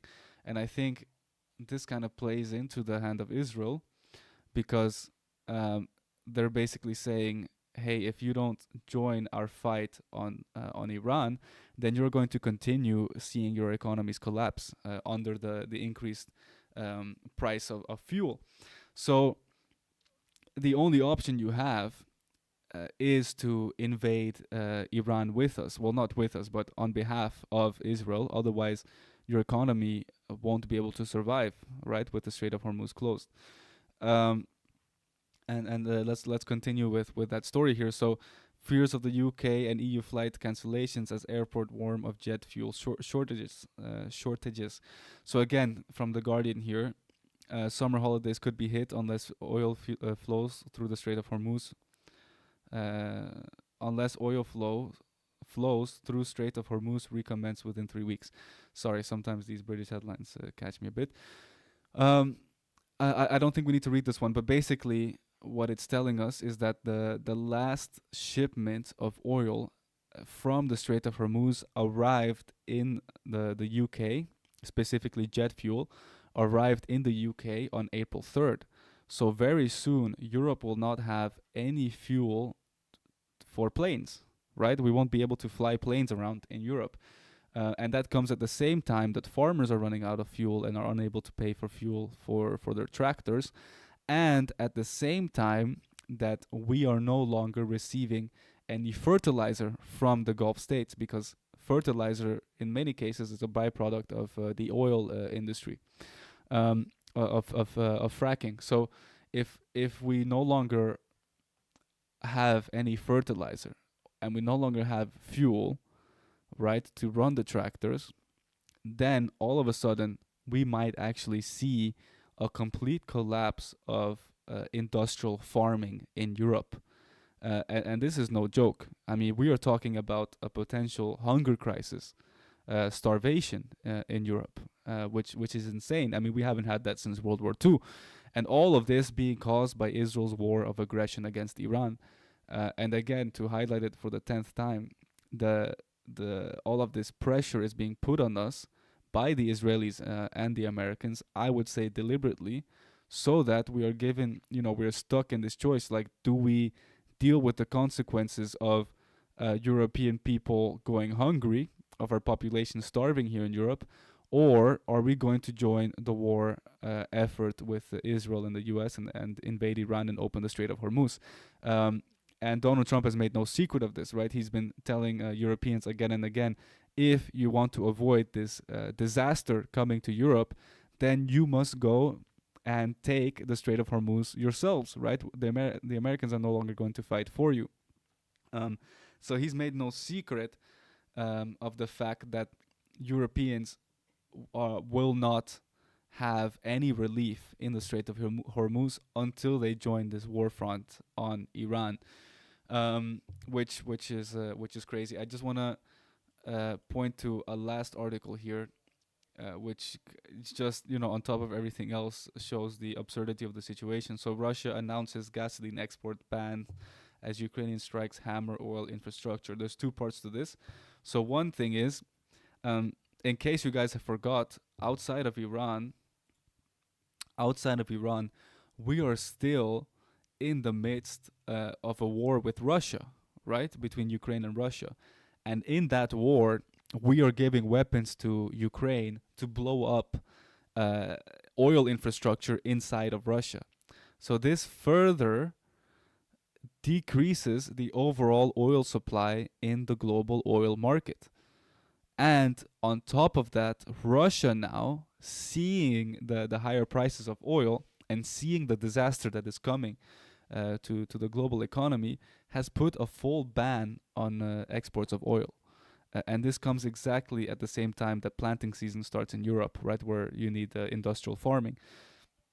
So really, on all fronts, we have huge calamities that are all contributing to the collapse of industrial farming in Europe.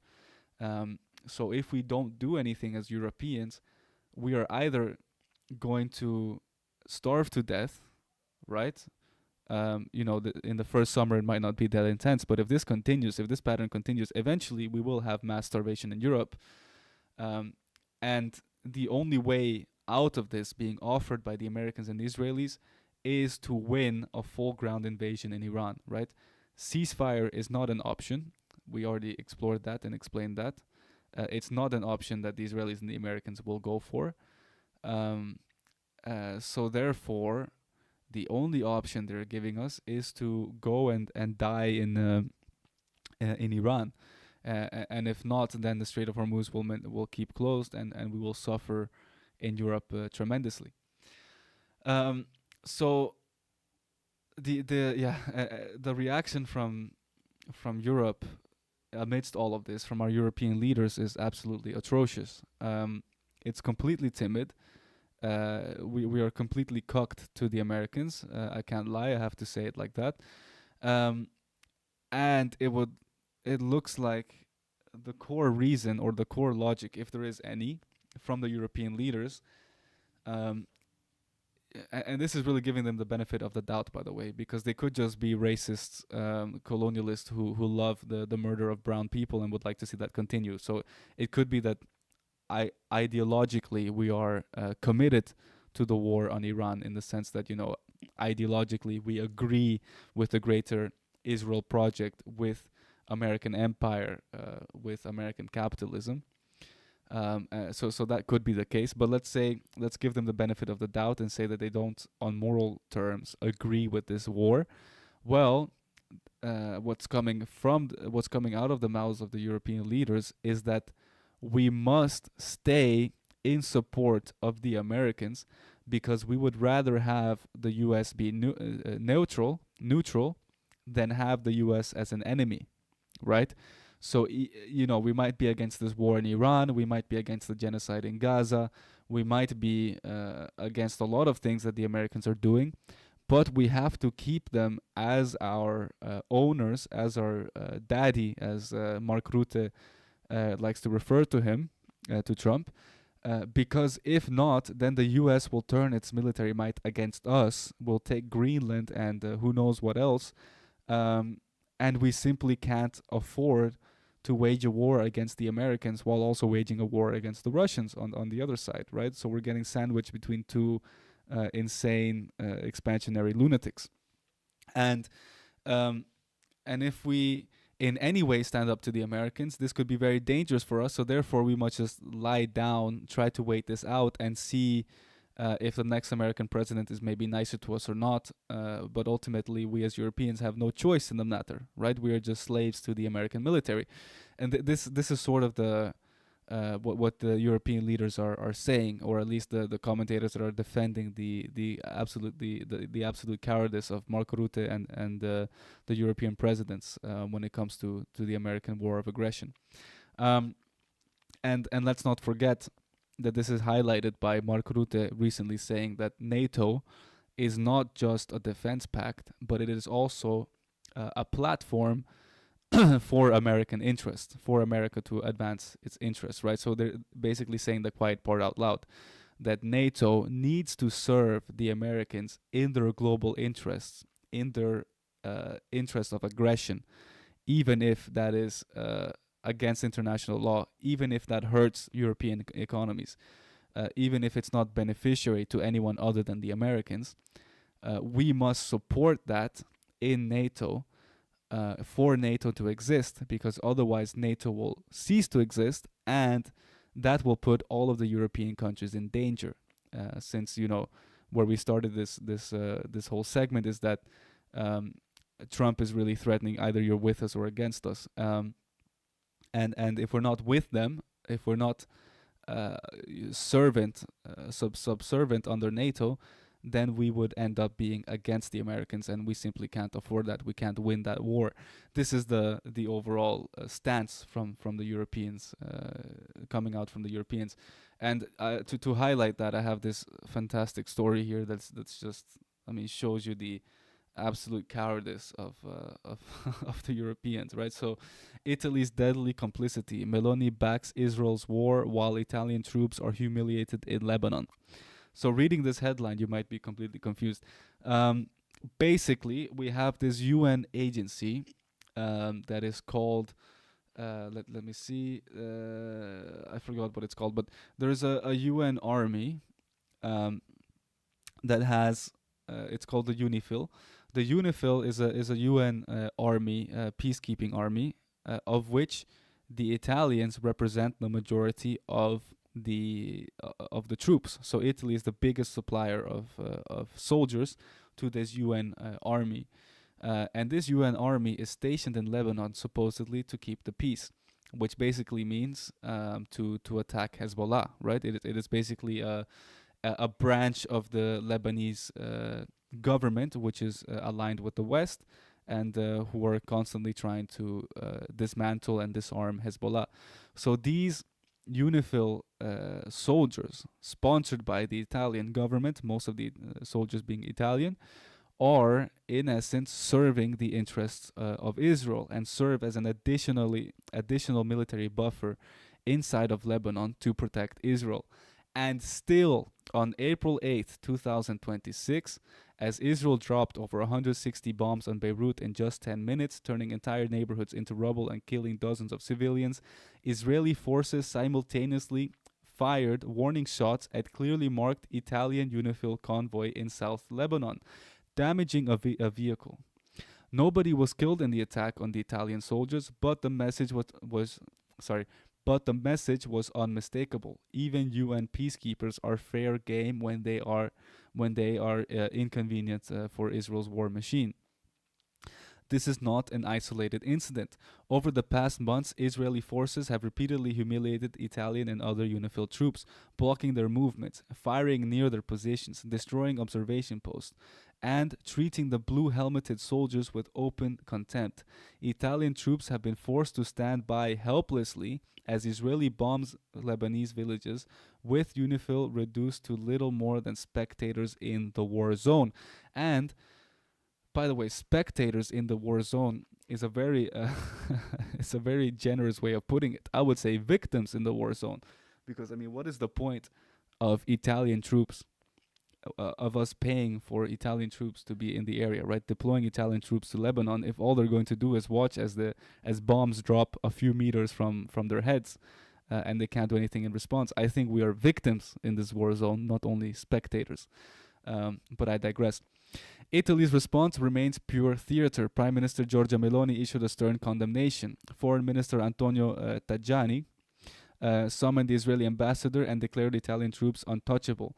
Defense Minister Guido Corsetto echoed the outrage. Yet these words are hollow. Italy remains one of the largest contributors to UNIFIL, the United Nations interim force in Lebanon, a mission whose mandate is to monitor the border, but whose real function has become shielding Israel's aggression while providing political cover for European complicity in the broader regional slaughter. Right? So, despite Italian troops being targeted by Israel, Italy remains a staunch defender of Israel and all of its actions in Lebanon, which just highlights how incredibly cucked we are in Europe to the Americans, right? And that cannot stay forever, right? I think the European people at some point will have enough. We haven't hit that point yet, but hopefully we do hit that soon. So we are finally starting to see a little bit of pushback from Europe, and I have to highlight this. The pushback we're seeing is purely rhetoric. So actions, physical, real world, material actions, don't get it twisted, are still fully in support of Israel, right? All the weapon flows are still, all the weapons are still flowing to Israel. All the money is still flowing to Israel. We are doing everything Israel wants. But finally, some European leaders are pushing back a tiny bit, probably because they can see that this is simply an unsustainable situation for Europeans, right? How are we going to continue amidst the global collapse to always be the victims of war and have no sovereignty at all when it comes to our economies and our foreign policy? So the small pushback we have seen, again, let's start with Giorgia Meloni, comes in rhetoric. So we have here a speech that Giorgia Meloni delivered, I think, 10 days ago in the United Nations, and we're going to watch it together, and I'll comment and basically highlight how the rhetoric, at least, is changing a tiny bit in Europe. And this is not to give her credit, but just to show that there is a small difference, a small change in how Europeans are now reacting to the whole situation. Here we go. Sorry, I need to put the volume on. Here you go. The Assembly will hear now an address by Her Excellency Giorgia Meloni, President of the Council of Ministers of the Republic of Italy. I request the protocol to escort Her Excellency and invite her to address the Assembly. So this is Giorgia Meloni talking at the UN. I think it was just 10 days ago. And it will be translated for you in English. President Baerbock, Secretary General Guterres, fellow delegates, ladies and gentlemen. We are living... By the way, I should say my nickname for this lady here, Giorgia Meloni, is the granddaughter of Mussolini. I call her that all the time on the live stream and on the Instagram. But please don't get confused. I am not saying that she is literally the granddaughter of Mussolini. I just like to call her that because that is the spirit of her, right? The logo of her party is the same fascist flame. Quite literally, it's a symbol of a fascist flame that Mussolini used. And she, yeah, for all intents and purposes, she might as well be the granddaughter of Mussolini. A lot of people like to remind me in the comments that that's not true. So before I spread fake news, please understand that that's just that's just the nickname I give her. She's not actually the granddaughter, although the real granddaughter of Mussolini is a member of her party. So that just, I think highlights why I find that joke funny. And also just, Italy is crazy like that, but yeah. A historical accelerated phase, rich in opportunities, but also, perhaps above all, dense with dangers. Suspended between war and peace. According to the Global Peace Index 2024, there are currently 56 armed conflicts ongoing in the world, the highest number since the Second World War. So there you go. You can see already the premise for her speech here is that, we're starting to feel the pressure of this immense amount of wars here in Europe. We live in a world profoundly different from the one in which the United Nations was founded when, in 1945, 51 nations, today nearly all of the nations of the world, decided to come together to found an international organization whose main purpose was to prevent war. Yeah, an international organization whose main purpose was to stop war, to prevent war. Yeah, very, very laughable. As I said, sort of with NATO and Turkey, right? Every time there's a war that is bad for the Europeans, for example, the war in Ukraine, then all of the international institutions work flawlessly to put pressure on Russia to stop the war. But as soon as that war is against brown people, then all of those same institutions seemingly disappear and don't do anything. The question we must ask ourselves 80 years later, while looking around us, is, have we succeeded? The answer you all know, because it lies in the headlines, and it is merciless. Peace, dialogue, diplomacy seem no longer able to... Look at all these diplomats just on their phones, by the way. Lovely that we pay, you're the Italian diplomats, that we pay these mafiosos from the state to sit around and do nothing all day. Persuade or to prevail.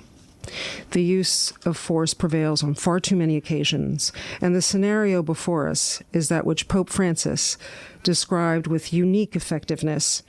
A third... Do not bring up Pope Francis, you unholy creature. Third World War, fought piecemeal. Obviously, among the major conflicts underway is, of course, the large-scale war of aggression by the Russian Federation against Ukraine. 3.5 years ago on... Okay, I want you to take note because she's going to get to the important part now. How she mentions the war of aggression from Russia, right? The war of aggression on Ukraine. So there are no uncertain terms. So just when it comes to talking on Russia, she says it very clearly, right? A war of aggression, it's completely unacceptable, and we must stand with Ukraine because they're defending their sovereignty. So just remember that as a sort of baseline to always compare back to when she then eventually now talks about Palestine and Lebanon. On February 24th, 2022, Moscow decided to attack Kyiv. And I believe not enough reflection has been given to the consequences of that choice, to a point I consider fundamental. The Russian Federation, a permanent member of the Security Council, deliberately trampled on Article 2 of the UN Charter, violating the integrity and political independence of another sovereign state. Okay, super clear terms. Russia invaded Ukraine, violated Article 2 of the UN Charter, and violated Ukraine's sovereignty. With the aim of annexing its territory, and still today, it shows no willingness to seriously accept any invitation to sit at the peace table. This deep wound, inflicted on international law, as could be foreseen, unleashed destabilizing effects far beyond.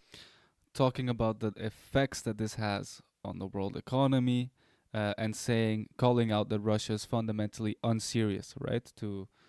In their negotiations or in trying to settle for peace. Beyond the borders in which that war is taking place.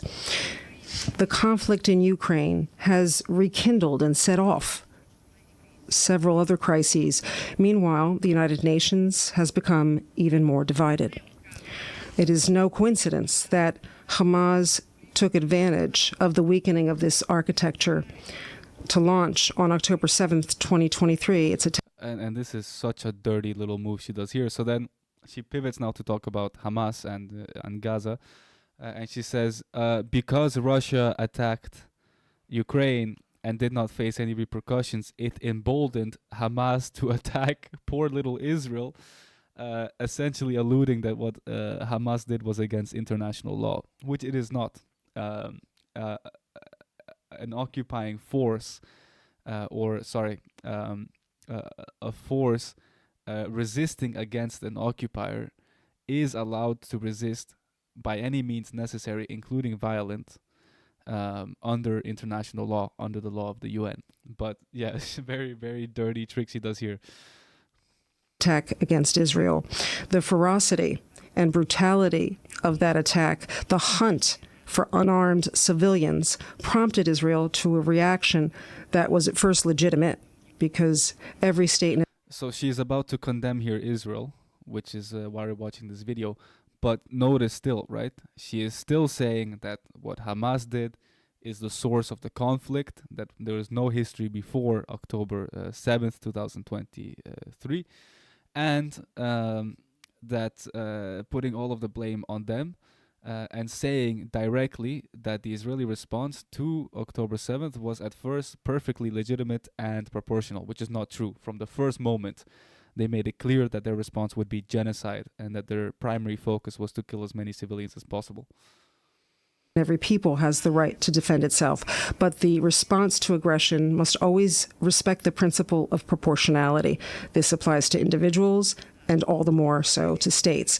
And Israel has exceeded that limit with a large-scale war disproportionately involving the Palestinian civilian population. And it is in crossing this limit that the Jewish state has ended up violating humanitarian norms, causing a massacre among civilians. This choice, which Italy has repeatedly deemed unacceptable, will lead us to vote in favor of some of the sanctions proposed by the European Commission against Israel. But huge bombshell headline there, which is that the leader of the Italian nation, Giorgia Meloni, the granddaughter of Mussolini, is threatening or is announcing that she will join and vote for the bill in the European Commission, which proposes to put sanctions on Israel. So the Italian head of state is joining the sanctions against Israel, which is a huge development, right? So there is that slight shift in tone, but within the context, you can clearly hear that this is not to take away from her overall support for Israel, right? Her overall support for American imperialism, and that she still views Hamas as being the main culprit for this war. And I think she's going to say that in a second here as well. But we do not side with those who heap all the blame for what is happening in Gaza and Israel, because it was Hamas that unleashed the war.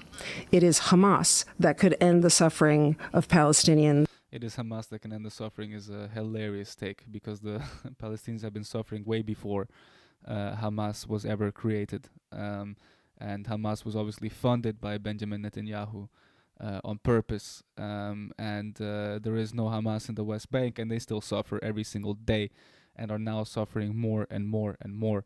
So yeah, even in this timid, slow turn from the Europeans to finally recognize the genocide in Gaza and apply some sort of economic pressure on Israel, again, it's still only words. They haven't actually started the boycott.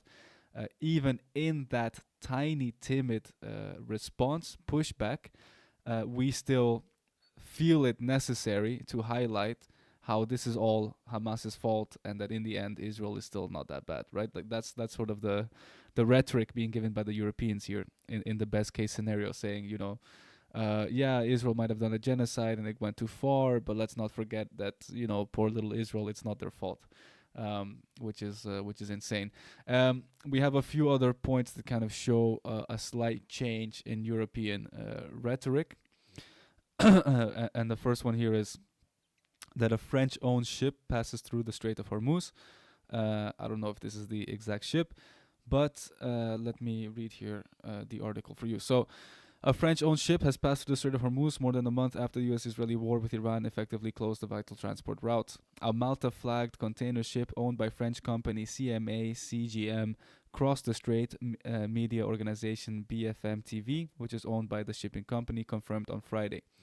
The shipping company declined to comment. So there is some speculation. I cannot confirm it to you because it's only on smaller news outlets.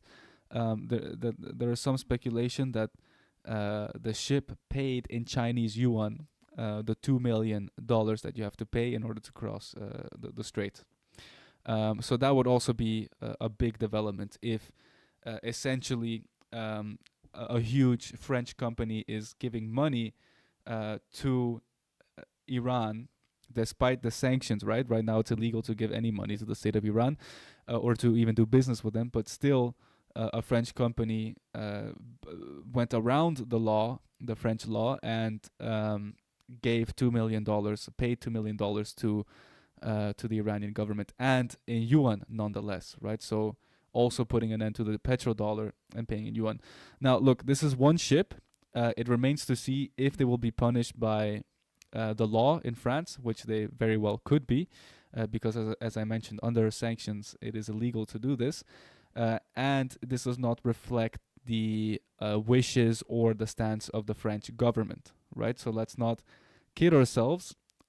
This is a very limited signal, but if it works out all right for the shipping company and the French government, instead of persecuting the company, actually endorses their action and says, yes, this is actually what we prefer, is just for the French companies to pay the toll, then that could have quite a big consequences, but it remains to be seen.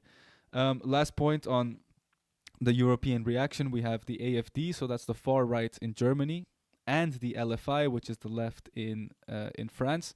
Both parties have said that it might be time to kick out American bases from Europe, so American military bases. And this is, I think, the biggest development of them all. So just finally coming to terms with the fact that having American military bases on your territory is bad for your sovereignty, is incompatible with democracy, and is a danger, because then those bases will always be targets for a bunch of enemies of the American state, which are more and more, which pop up almost everywhere, right? So, yeah, I think I welcome these short rhetoric changes, these small changes. Especially France, Germany, and Italy, kind of pushing back a little bit against Israel, against the Israeli agenda. But just keep in mind that all of this is only rhetoric, and we haven't seen any of it take effect in the real material world. And of course, from my point of view, any real solution would have to go much, much further than what we're currently doing, right? So the first thing I would say is, next time Donald Trump comes to America, we should arrest him. So I think, if the Europeans were serious about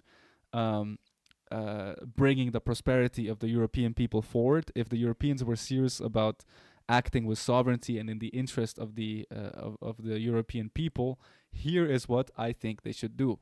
Number one, arrest Donald Trump. Whenever he comes to Europe or to Pakistan or wherever else we have allies, arrest the American president, and then ask the American people to hold an election to see if they want him back. Right? I know this is a bit fantastical what I'm saying, because these are obviously like in an ideal scenario.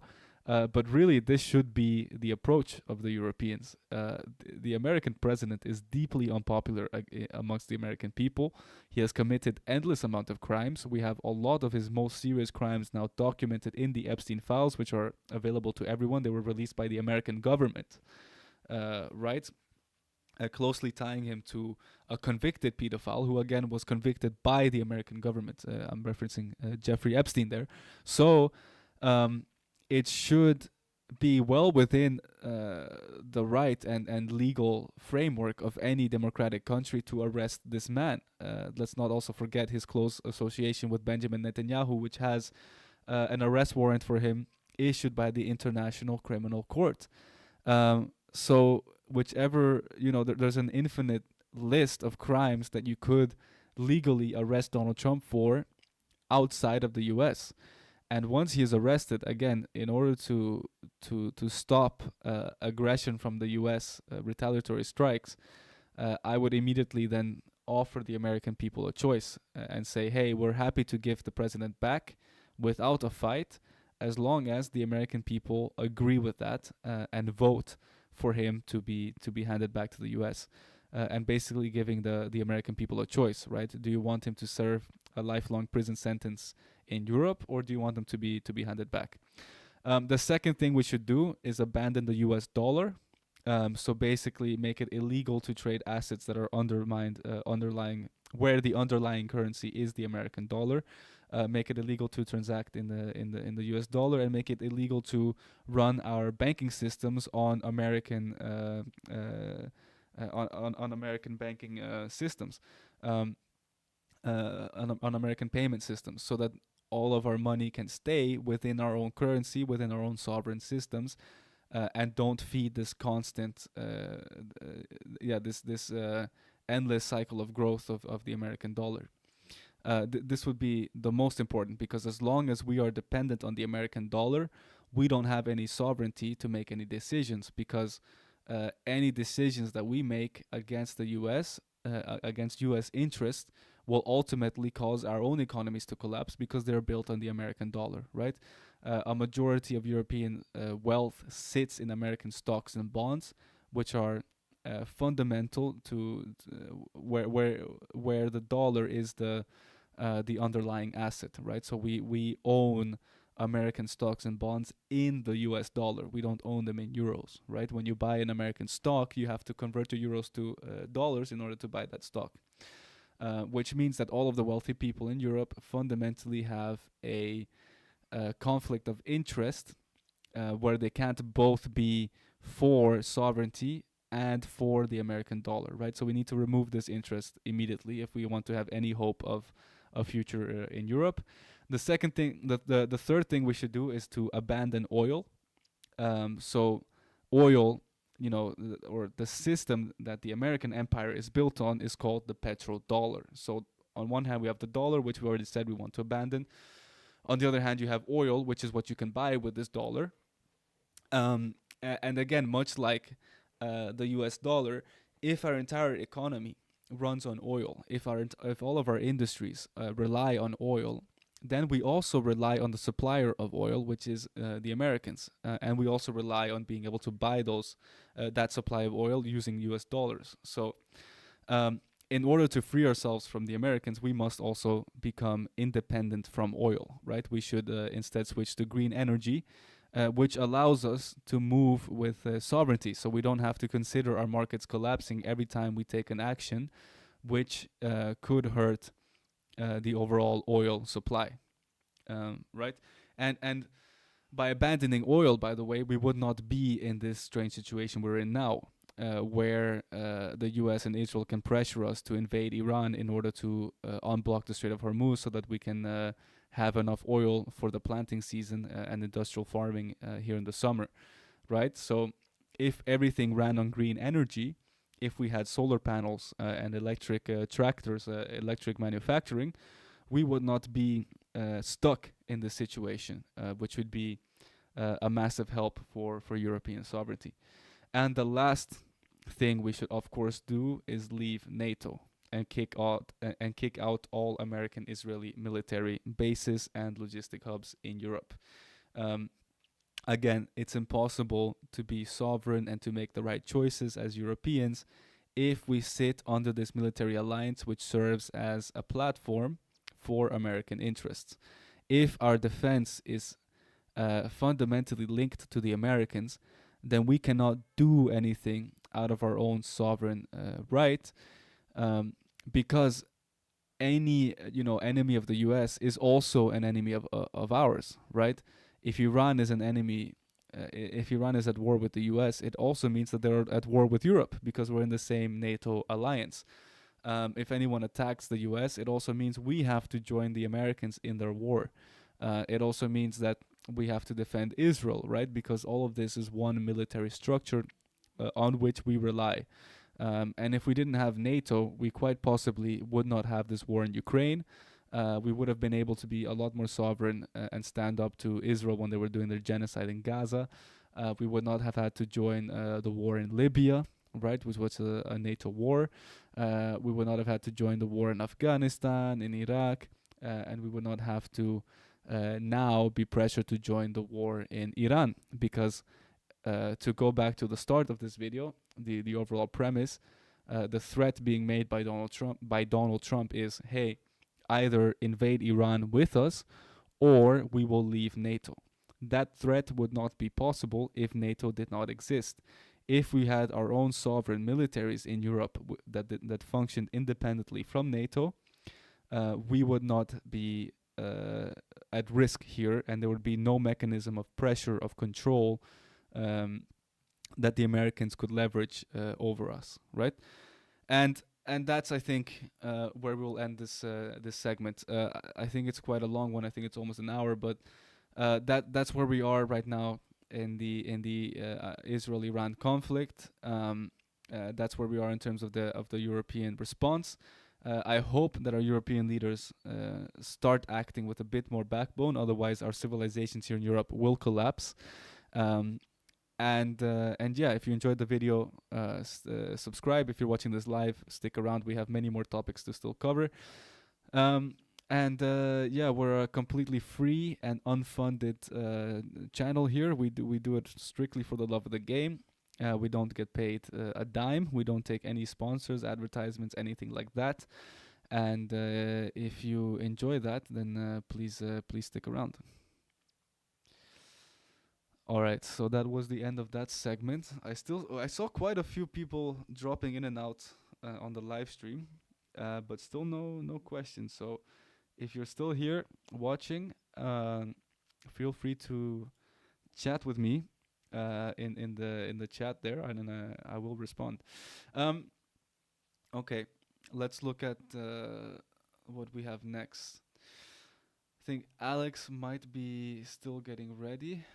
Let me make sure that he's up for the task, and in the meantime we can watch some fun clips from Melania Trump. Let me just send a message here.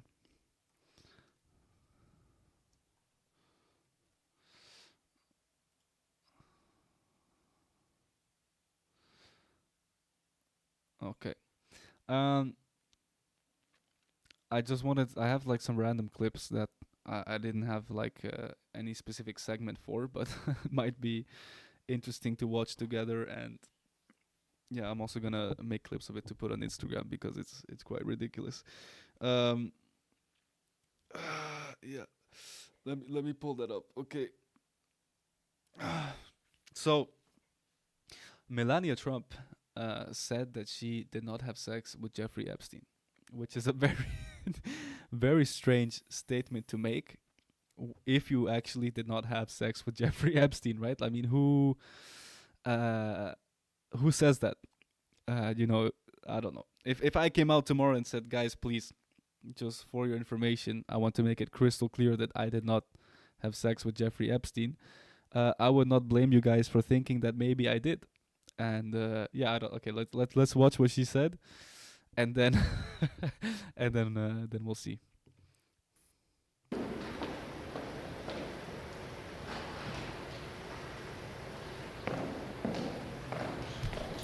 Good afternoon. The lies linking me with the disgraceful Jeffrey Epstein need to end today. Which lies? Which lies?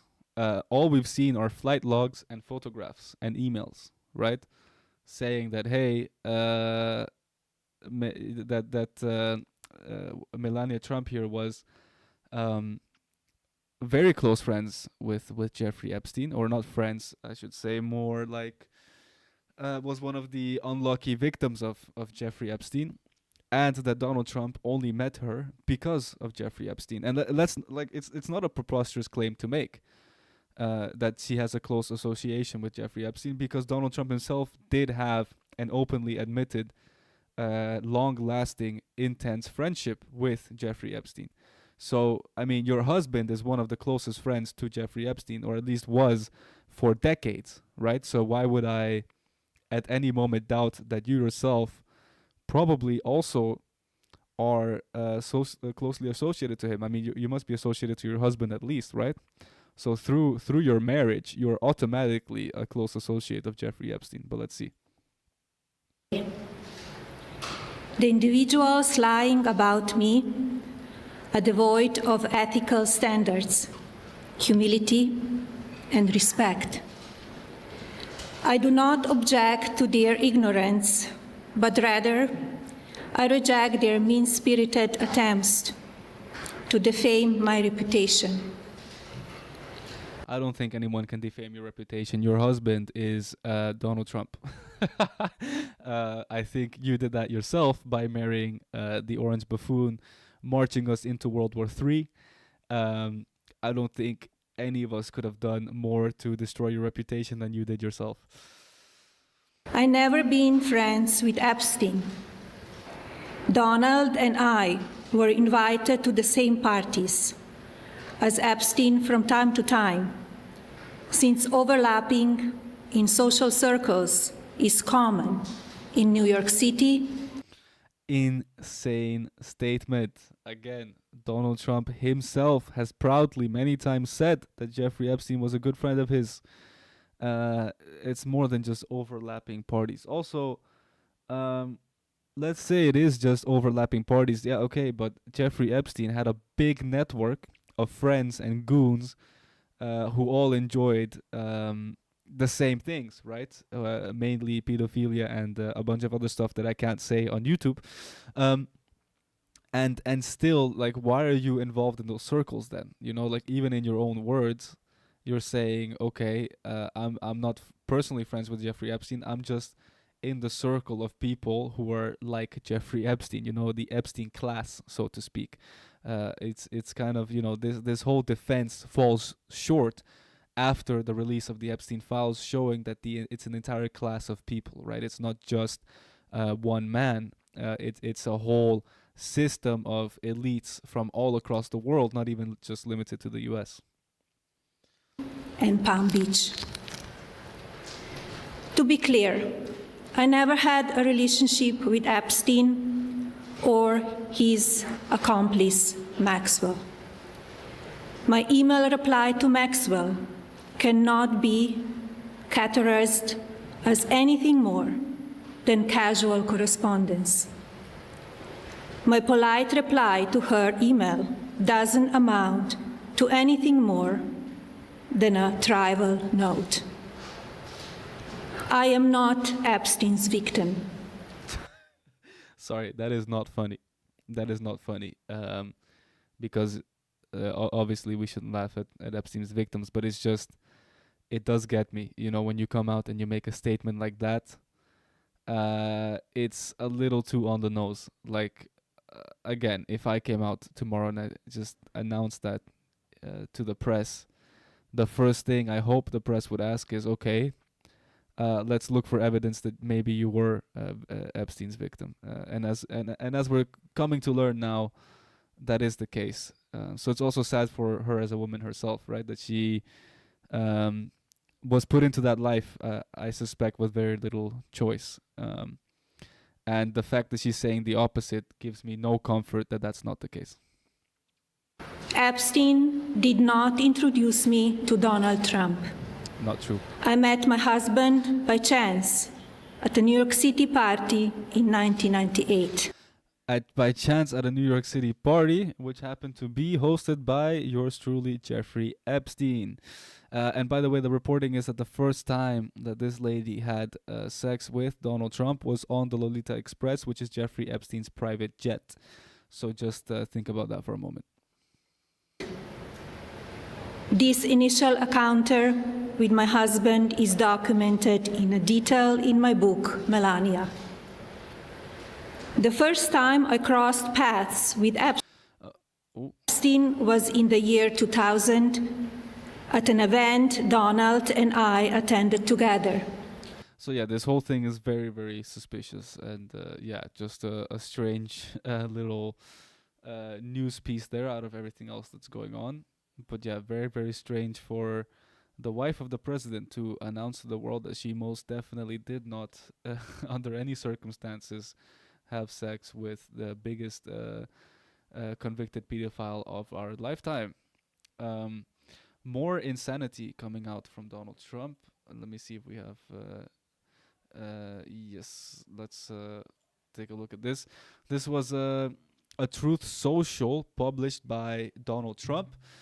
And it makes me super happy because what it shows is that the fascism Avengers, you know, the Avengers of American fascism, are breaking up. It is an incredibly long Truth Social that he put out, but I will do my best to read it without falling asleep at some point. Let's go. Let me zoom in a bit for you guys here. Oh, that might be too much. Yeah, something like this. Sorry, Truth Social is a terrible website, so I can't really do much about how it's... can I do something like this? Yes, perfect. Okay, Donald Trump says, I know why Tucker Carlson, Megyn Kelly, Candace Owens, Alex Jones have all been fighting me for years, especially by the fact that they think it's wonderful for Iran, the #1 state sponsor of terror, to have a nuclear weapon, because they have one thing in common: low IQs. They're stupid people, they know it, their families know it, and everyone else knows it too. Look at their past, look at their record. They don't have what it takes, and never did. They've all been thrown off television, lost their shows, and aren't even invited on TV because nobody cares about them. They're nut jobs, troublemakers, and troublemakers in all caps is hilarious, bro. You're talking about some of the worst people in history, right? Or in American history. Just absolute fascist propagandists, Tucker Carlson, who wants to arrest and deport millions of Americans, who thinks ICE is being too soft on the Mexican Latino children of America, You're talking about Candace Owens, the white supremacist. And he's saying, the word he chooses is troublemakers, which I think is pretty hilarious. And by the way, he is kind of right. They are nut jobs. They are troublemakers. They are completely low IQ, incompetent people. But that kind of just speaks to what sort of people you attract, Donald Trump, because this was your crowd. These are the people who put you in power. These are the people who were your allies for very long. So maybe there's also a bit of reflection to be done there. Why why is it that all of the people who supported you turn out to be absolute idiots, right? I'll continue here. And will say anything necessary for some free and cheap publicity. Oh my god, this website is terrible. Now they think they can get some clicks because they have third-rate podcasts, but nobody's talking about them, and their views are the opposite of MAGA, or I wouldn't have won the presidential elections in a landslide. Which is very interesting. So he's basically saying, because these political commentators on the right in the U.S. are turning against Donald Trump's war on Iran, and he's saying, no. It is not them who are consistent. It is I who is consistent with MAGA, and they are the ones who are turning against MAGA because they are betraying Donald Trump, the king of MAGA. But of course, the reality is that MAGA was a anti-war movement. Donald Trump ran as an anti-war candidate back in 2016. The MAGA movement was supposed to stop forever wars. And I know that's a farce, right? I know that's a lie. But many of the people who voted for Donald Trump and supported him did not know that that was a lie. So it's actually Donald Trump, which is the opposite of MAGA, who has turned against all of his promises and not delivered any of them, right? He said no forever wars, and then he started a new forever war in Iran. This war is never going to end. But yeah, I'll continue here. MAGA agrees with me, not just and just gave CNN a 100% approval rating of Trump. I would love to see that that poll. I'm not sure where CNN announced that Trump has a 100% approval rating. Also 100%. Like how I I know that's yeah, I don't know. Like, when you lie, you're supposed to leave in some realism so that it kind of looks realistic, right? But 100% is crazy. That's like, okay, anyways. Approval rating of 100%. Not hand flailing fools like Tucker Carlson. Why is hand flailing fools in caps? That's not a person. This is an adjective. Oh my god. Fools, like you don't capitalize fools. And not hand flailing fools like Tucker Carlson, who couldn't even finish college. He was a broken man when he got fired from Fox, and he's never been the same. Perhaps he should see a good psychiatrist. Or Megyn Kelly, who nastily asked me, now famous, only Rosie O'Donnell question. Or crazy Candace Owens, who accuses the highly respected First Lady of France of being a man when she is not, and will hopefully win lots of money in the ongoing lawsuits. Oh my god. So he's even going after the trans panic of Candace Owens. Candace Owens is convinced that the wife of President Macron is a man, and he's saying here that he supports Macron's lawsuit against her, which again, MAGA is very transphobic and is very much into this transvestigation, as they call it, hallucinating that every woman they see is actually a biological man.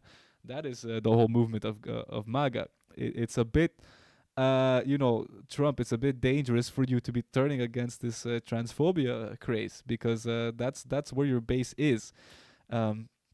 And in fact, he's lost a lot of support because of this statement here. I'll continue. Actually, to me, the First Lady of France is is a far more beautiful woman than Candace. In fact, it's not even close. No, that's not true. Or bankrupt Alex Jones, who says some of the dumbest things and has lost entire fortune, as he should have, for his horrendous tax on the families of Sandy Hook Sandy Hook shooting victims, ridiculously claiming that it was a hoax. Again, claiming that school shootings are a hoax, going with Alex Jones' conspiracy theories is a cornerstone of the MAGA movement. For Donald Trump to betray Alex Jones and turn against the conspiracy theorists is insane. I don't think this guy is serious about winning any more elections. I think he's going to cancel the elections and just hold on to power, because you're turning against all of the cornerstones of your movement. I mean, these are all the people that gave energy to your movement. Alex Jones was a big part of Donald Trump winning. These so-called pundits are losers and and always will be. Now, fake news CNN, fake news CNN, and he just said that CNN reported that he has 100% approval rating. That's a interesting. That's an interesting. Way to call CNN after you just referenced them. But okay, the New York Times and all of the other radical left news organizations are hailing them and giving them positive press for the first time in their lives. No. Radical leftists are not giving Alex Jones, Candace Owens, and Tucker Carlson any positive coverage. Let me be absolutely clear. I denounce all of these people. I think they're disgusting. But I think they're disgusting because they share the same ideology as you, Donald Trump, right? I think that they are disgusting because they represent what MAGA was meant to be. And you, Donald Trump, are turning against them because even their insane right-wing MAGA demands don't don't any longer align with your new motivation, which seems to just be complete self-enrichment and the protection of the Israeli expansionist plan. They're not MAGA, they're losers. They're just trying to latch on to MAGA. As president, I could get them on my side anytime I want to. Well, that's kind of strange because right now they're not on your side. But when they call, I don't return their calls because I'm too busy on world and country affairs. And after a few times, they go nasty, just like Marjorie Traitor Brown. Her real name is Marjorie Taylor Greene or something. But no longer care about that stuff. I only care about doing right for this country. Also hilarious. I no longer care about that stuff, but you just wrote a whole essay about how hurt you are that your pundits are turning against you. MAGA is about winning and strength and not allowing Iran to have nuclear weapons. MAGA is about making America great again, and these people have no idea how to do that, but I do, because the United States is now the hottest country anywhere in the world. What does he mean by hottest? He always says it. Like, what do you mean by hottest country? Who says, and in quotation, who says that? Has anyone to this day heard of anyone calling the United States hot? Like maybe global warming, that the United States is heating up like every other place on earth? I don't know. And then he signs it off by President Donald J. Trump. Again, his name in full capital letters. Sorry for bringing you through this if you've never read a Truth Social from Donald Trump. But yeah, just a hilarious positive development there, that the Avengers of fascism in the US are falling apart because they can no longer agree on their fascist goals and what is more important, if it's to maintain the populist rhetoric of being anti-war, or if it's to invade Israel on behalf of if it's to invade Iran on behalf of Israel. I think we're ready now for the last interview. I see Alex Benjamin Johansson is saying that he's ready, so let me start a new meeting here. And we'll get him on in a second. And Alex Benjamin Johansson is a journalist from Norway, or based in Norway, but he's originally from Lebanon, so he has a lot of good insights on what's going on in Lebanon. So we'll bring him on here in a second, and we'll put him on.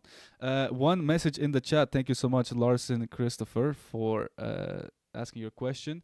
I'll answer this before we start the interview here.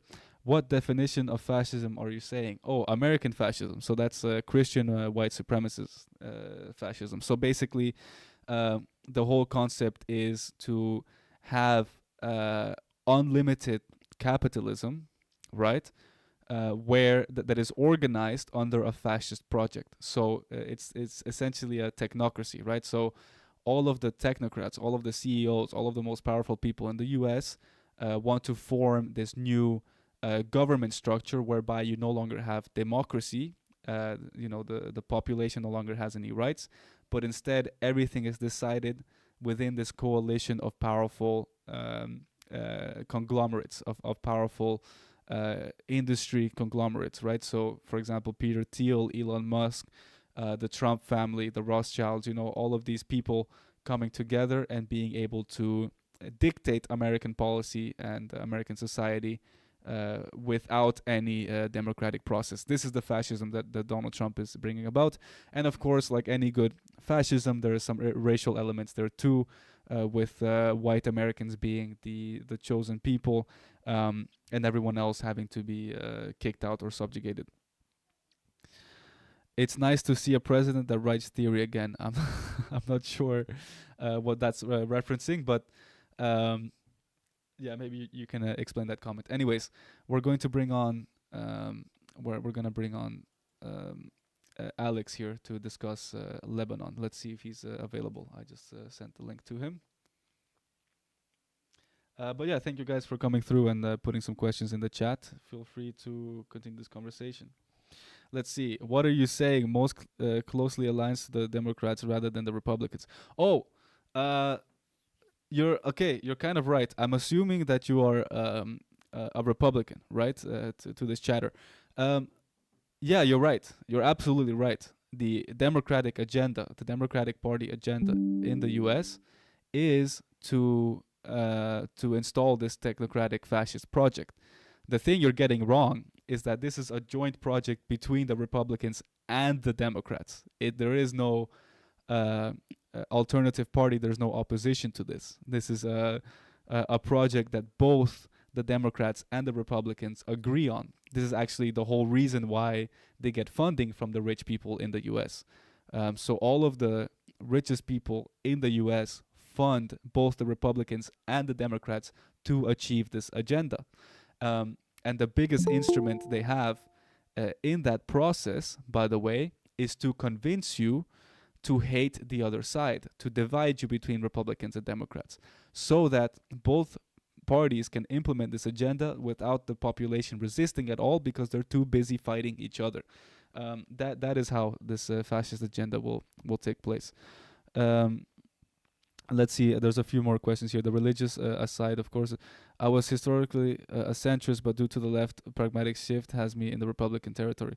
Yeah, I get why. The center left, the Democrats, the Social Democrats, have nothing to offer anymore in terms of policy and in terms of resisting this fascist takeover.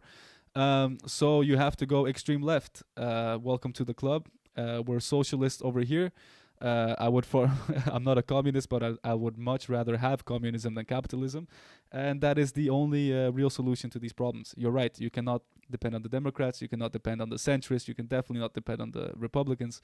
There is only one solution: Intifada, revolution. Anyways, I'll admit here, Alex, and we're going to have a conversation.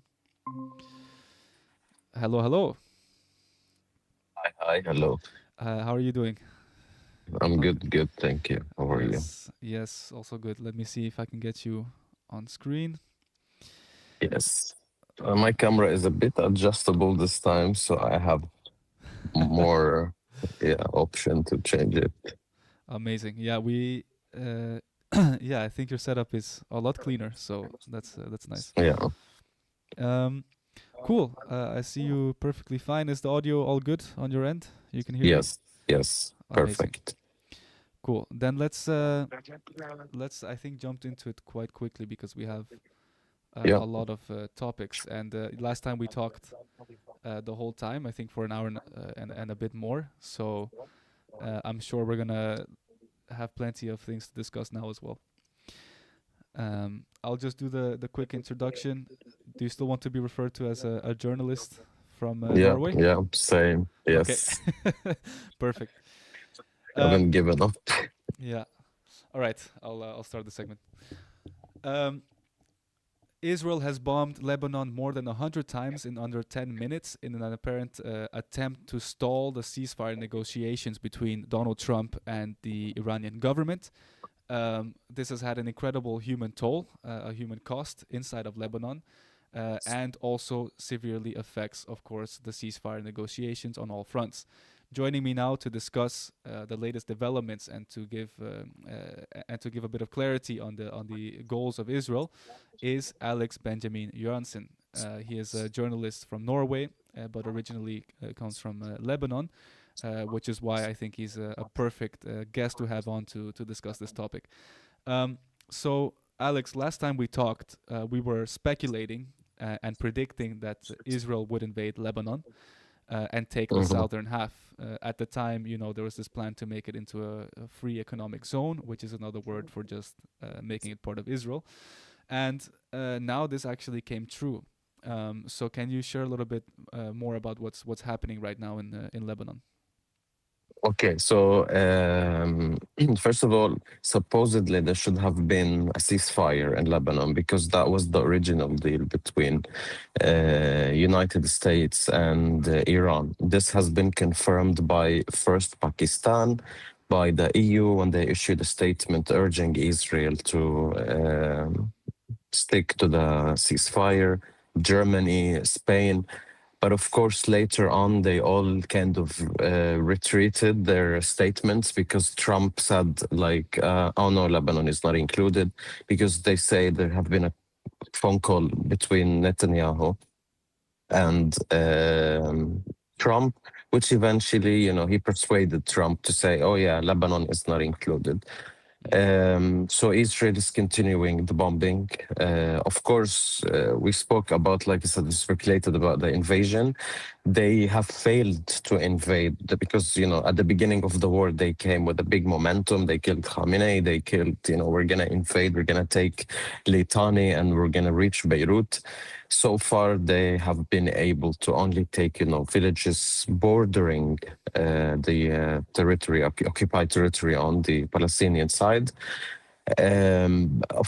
Also, another factor why we don't have a ceasefire so far was the Lebanese government, because the Lebanese government, they freaked out and they considered that if really a fire ceases in Lebanon, thanks to Iran, this will going to be a momentum for Hezbollah and its allies, and there will be no place for them in Lebanese politics. So they were lobbying behind the scenes that Israel will continue the bombardments, at least until the Lebanese, because they want to use that as a chance.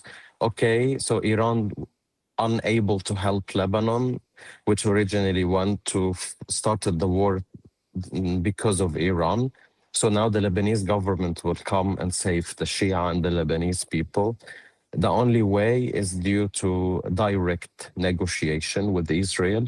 They already had a phone call between Lebanese ambassador and Israeli ambassador in Washington. This is I'm sorry to say, but this is a fucking disgrace.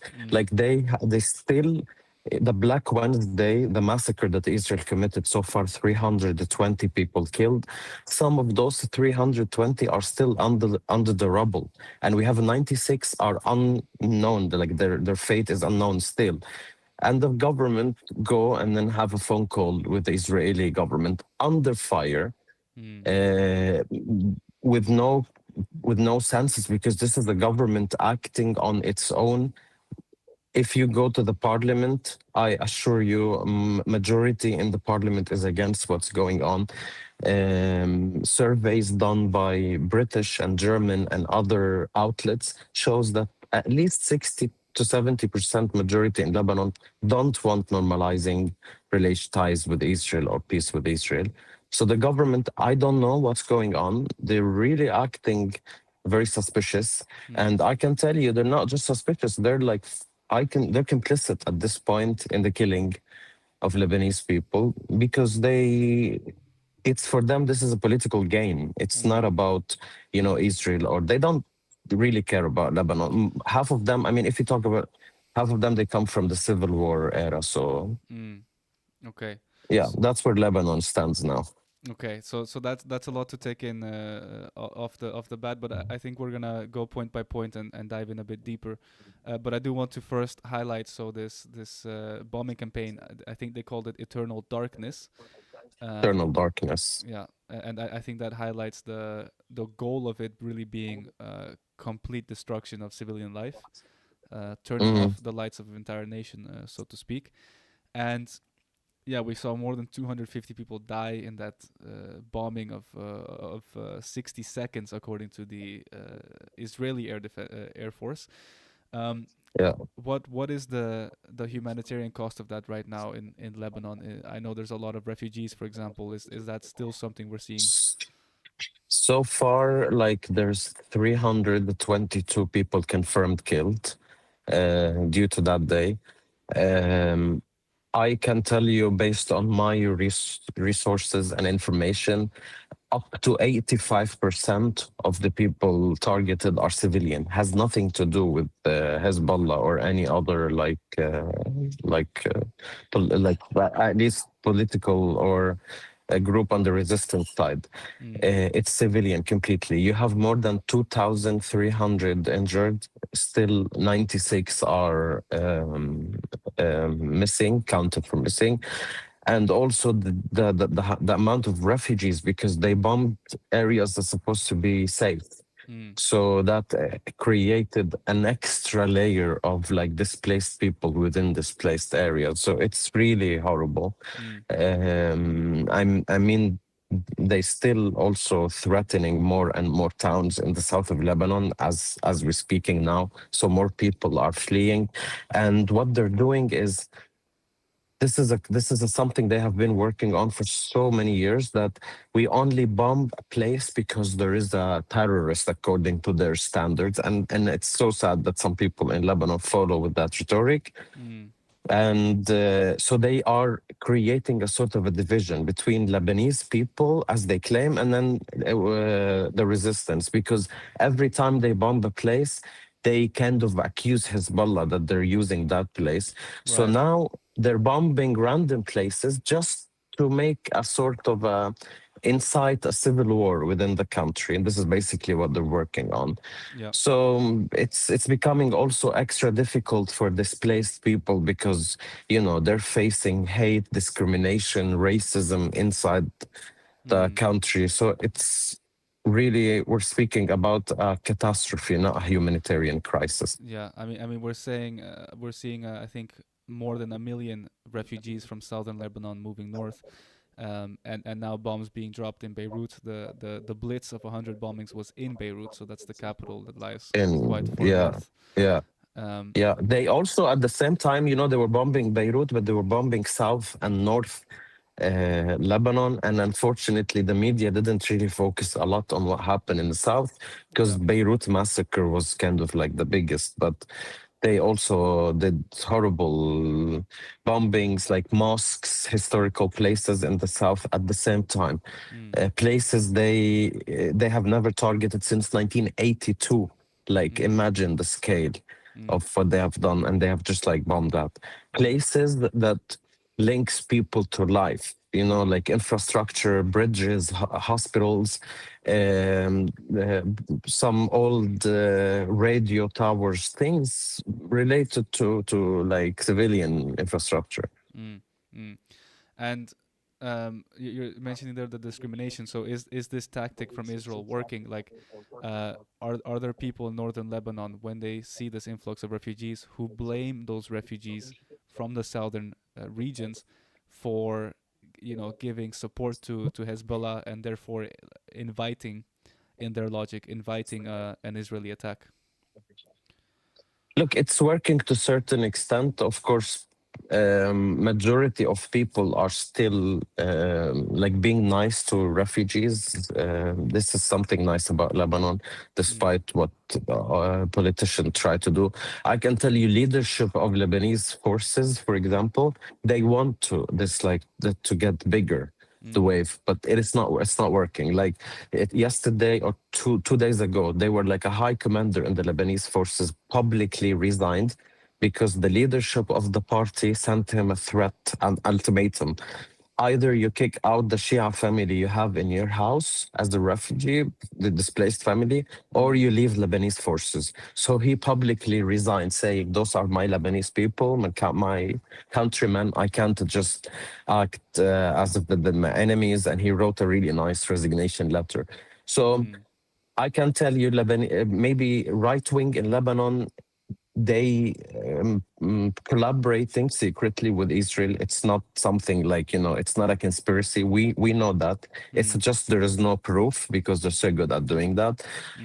They want to start a civil war, but the majority of people don't want civil war in Lebanon, because this is something, what you see in the parliament doesn't represent really, the parliament is tailored to always bring the same representation, the leaders of the civil war represented equally in the parliament. But majority of people don't want peace with Israel, don't want civil war at this point. That's why it's not working. Okay, yeah, but what you're mentioning there within the military, let's say, circles, is very shocking, because one of the things I also saw is that the Lebanese military is giving way for Israel, right? Basically leaving towns or evacuating towns so that Israel can attack without having to in any way confront the Lebanese military, without even shooting a Lebanese military point by accident, right? So how does that work within the Lebanese military? Because this is kind of, in my eyes, giving legitimacy to Hezbollah. If the military is not there to protect the southern half of the population, then who is? And in that scenario, it makes sense that that southern half would organize and create their own military structure, right? Yeah, exactly. And that shows you the game they have played from the beginning, because the army follows the government and the president. Both the government, Prime Minister Nawaf Salam, and the President Joseph Aoun, they are on the same boat.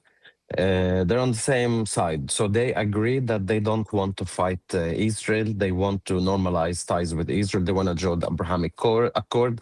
I think, I don't know, something personally happened to them. They want to see this idea going to the White House and receiving all this like fake reception as peace lovers.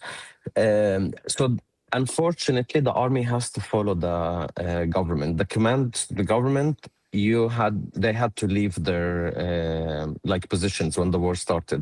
But this started when the war started. The government met and they declared Hezbollah or the military wing and the security wing as illegal, and therefore started arresting people in the resistance. By doing that, they kind of said, this is not our war, and we're not gonna fight it. And they called immediately for a direct negotiation, promising that they will immediately start disarming Hezbollah. And they actually asked the army to do so. So, and that was the final cabinet meeting before the army retreated from the south. So they had a meeting with the army chief, and they gave him orders. Right now, you go and then you start north of Litani, raiding houses, valleys, whatever, forest, and then you arrest everyone involved with Hezbollah, and then you disarm them, and then you retreat out of the South Litani, allowing Israeli army to come in and then fight those who are left in the south of Litani. He refused to do that, and almost everyone, even the journalists who were in the area, they were like, they witnessed shouting and screaming at each other, and he didn't want to follow orders. He agreed only that he could retreat out of the south because they don't have any weapons or nothing to fight with, but not to go disarm Hezbollah right now, because this is a suicide for the country. How the people receive that, I think, this is why also now the government is freaking out, but symbolically, the first day Israeli sold army invading in some towns on the border, and then the Lebanese army retreating, that's something's gonna stay with people for like ages to come. Because I already saw on social media a lot of people who were not necessarily supporting Hezbollah, but they took it as like, how do you speak about Lebanese sovereignty while you ask your army to retreat and allow Israel to go and kill its people?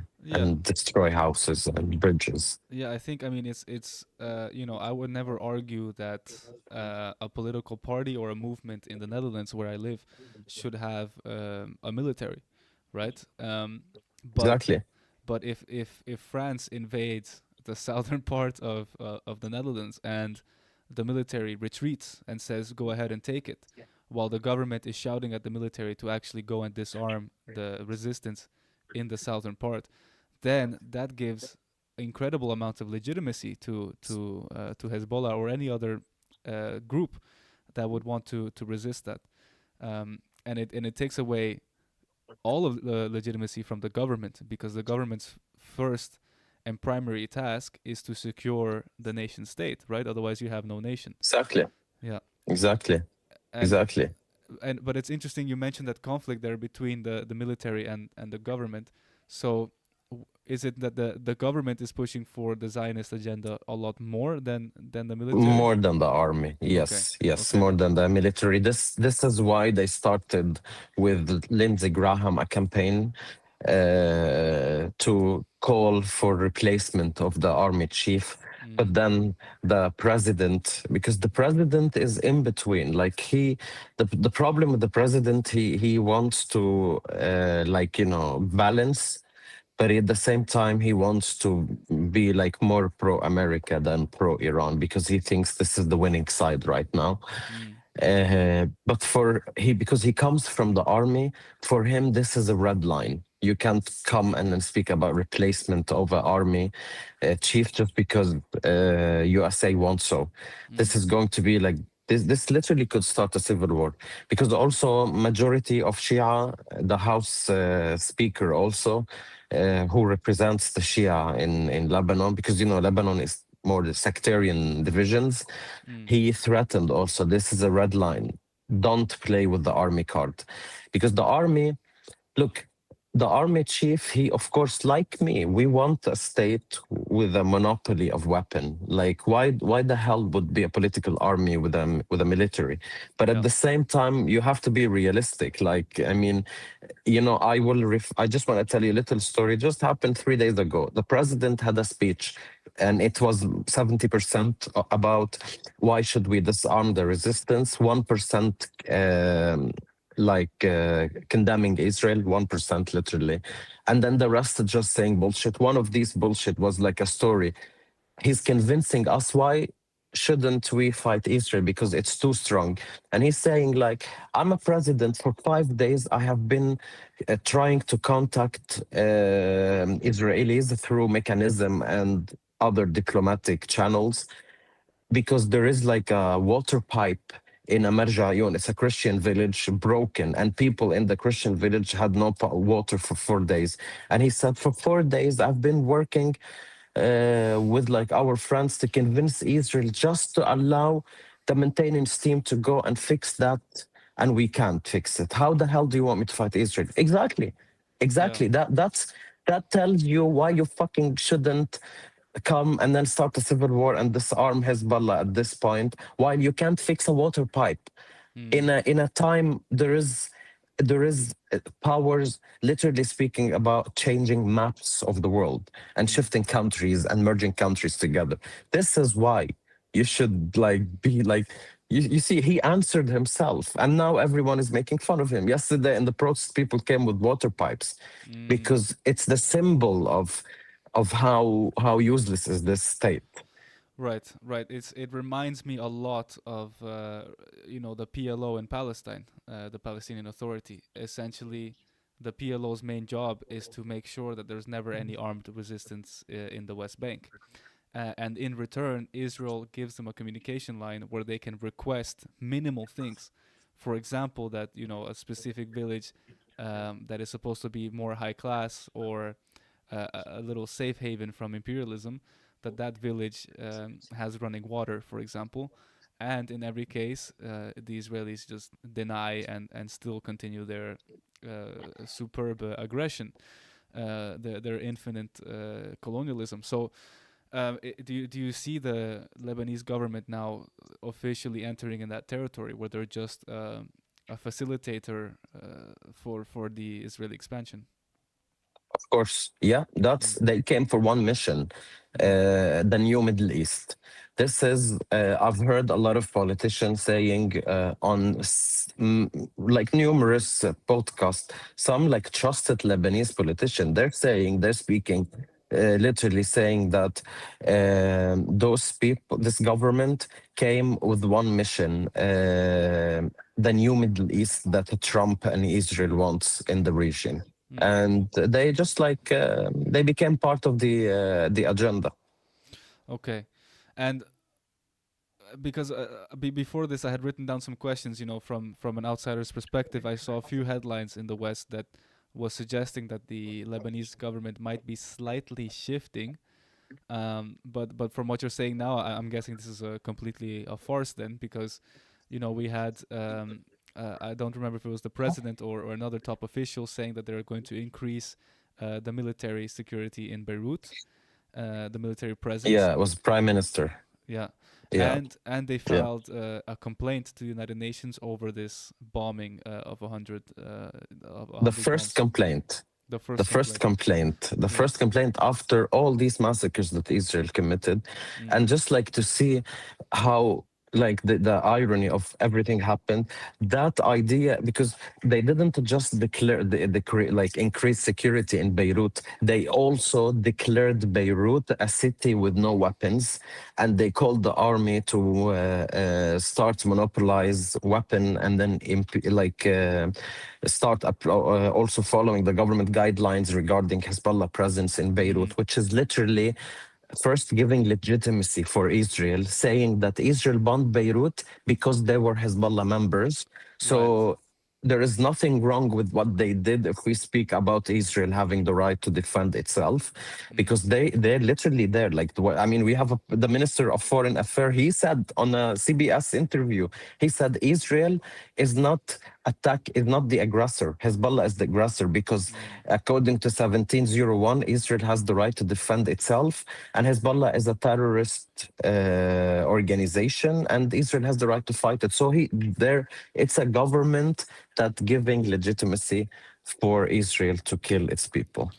Yeah, it reminds me of, Giorgia Meloni came out and finally said that what Israel did in Gaza was too much, and that she wants to apply sanctions against Israel from the European Commission.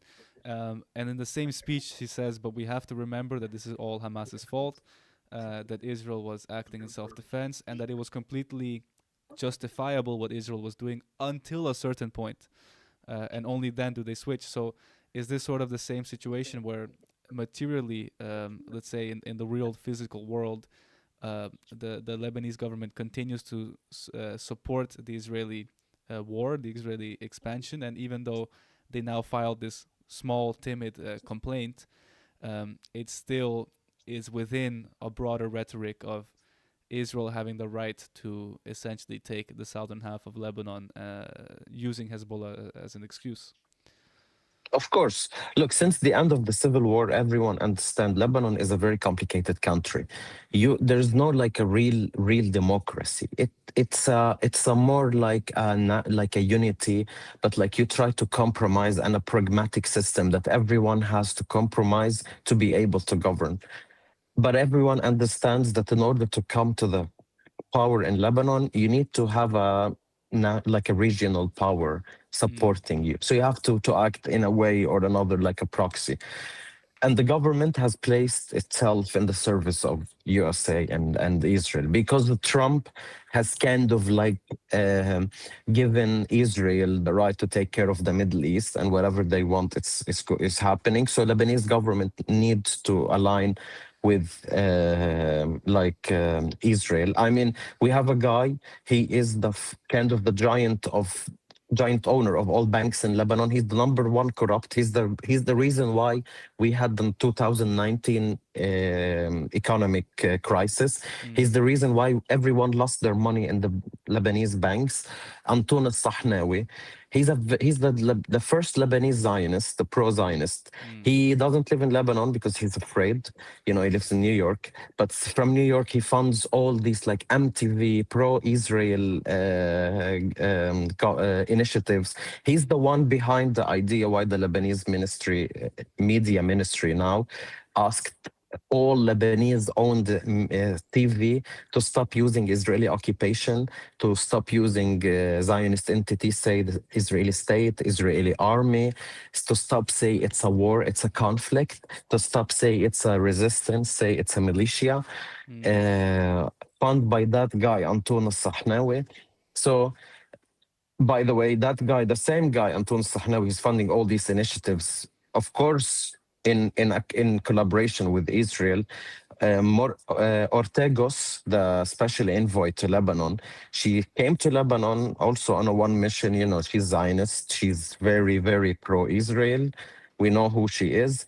And eventually she fell in love with Anton al-Sahnawi, resigned from her job, and now like they're together. So just to see that, like for Ortegos, number one Israel woman in the US administration, to fall in love with Lebanese guy, how Zionist you have to be, that she loves you.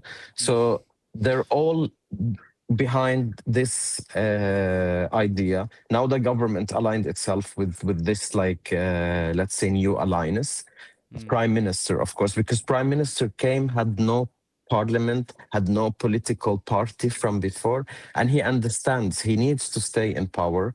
And now he has his own ministers. Some parliament members have created their own like let's say party, and they're like together with the prime minister.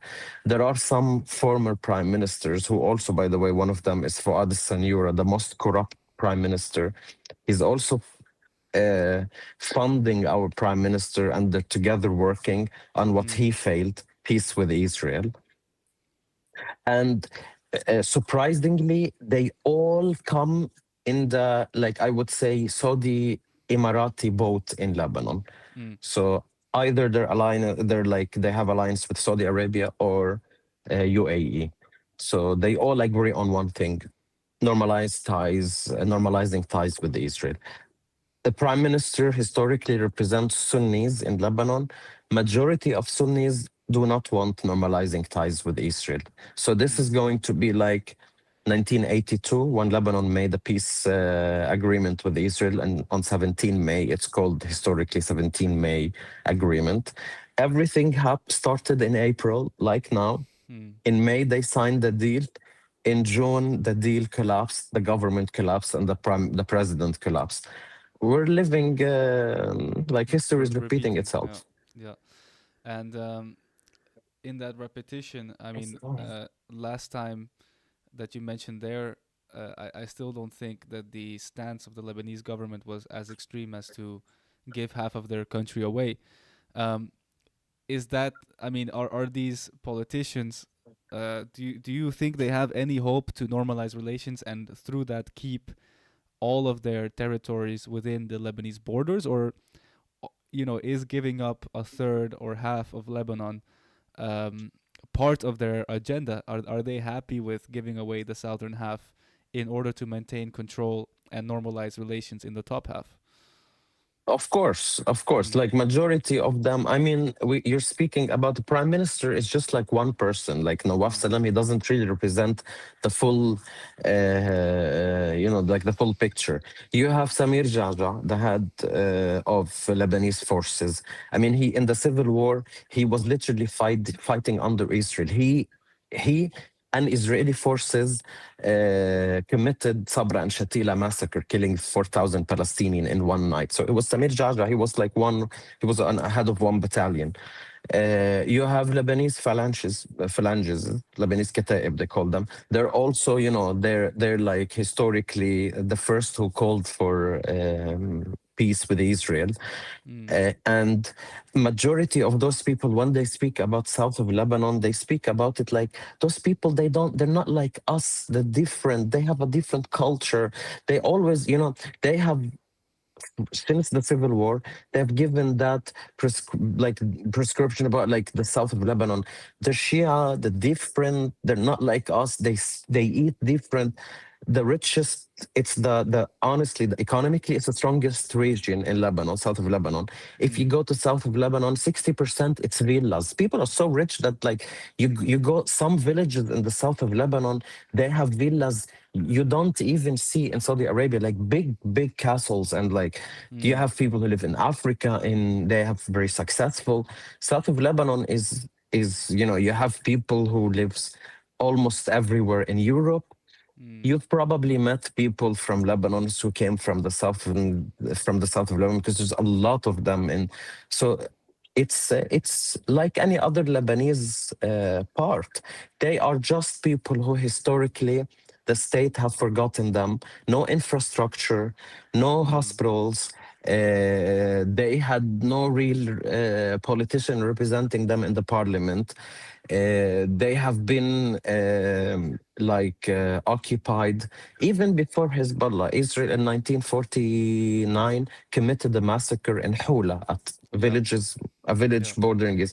So those people, they have been always abandoned by the state, but they're like any other one. And of course, this is a state right now. They're repeating the same mistake because they just blame it always like, you are Iranian, you're not Lebanese, you're like, I mean, at this point, like I personally have a lot of problems with Hezbollah, and I would never agree with them on anything, even how to put one stone on top of another stone.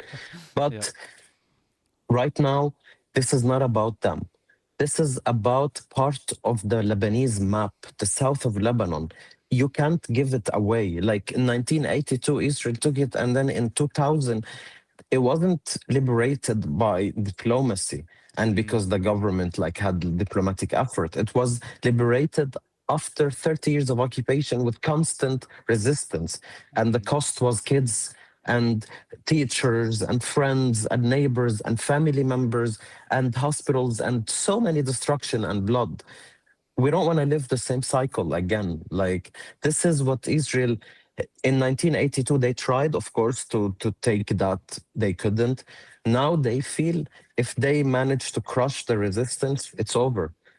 You have ministers in the Israeli government like Smotrich speaking about the new border will be south of Litani.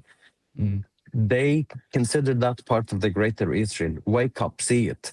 They're not gonna come sell it to you directly now, say like, oh, this is no. Israel plan is like slowly, step by step. They will first say it's a security zone. Then later, when the regional and international community is ready to digest it more, they will say this is part of Israel, or until a crazy president annexed that. So like the Golan Height, first was like something temporary, and now it's like forever part of Israel. Yeah. But they don't care. Lebanese government don't care. Literally, they don't care. And just like they did in Palestine, by the way, this is the same playbook and steps that you're describing there that we've seen many times. Exactly. And we wonder how far they will go. They want to take Saudi Arabia, they want to take parts of Syria, they want to take parts of Turkey. So we'll see. But if we can shift a little bit then outside of the government and talk more about the players directly involved in this regional war. So. What is Hezbollah's role in this, and do you think is Hezbollah now really inseparable from the Iranian military? Are their demands one and the same, or can you have, of course, this ceasefire in Iran while continuing to have war between Lebanon and Israel? Look, publicly what the state says is something, and then what everyone understands under the table and behind the closed doors is something else. Sunni in Lebanon, they're inseparable from Saudi Arabia. Christian, they're inseparable from France and USA. That everyone knows. This is how it's been even before the creation of Lebanon. And Shia, they're inseparable of Iran. It's going to be always like this, especially that Hezbollah is one of Iran's strongest cards, like if you speak of. So they're not going to give up this easily. And right now, of course, the whole idea of ceasefire and then Israel and Trump, and of course, we know the treachery of Trump. It's not something new. They kind of separated Lebanon from, but Iran still, even now, they're in negotiation. They're insisting that Lebanon is part of the deal and the ceasefire needs to involve Lebanon. Of course, Americans, they come tell Iranians something, they tell Israeli something else. What's on reality is something else. At this point, I think Hezbollah, they're busy defending the country. That's what because there haven't been a lot of statements coming.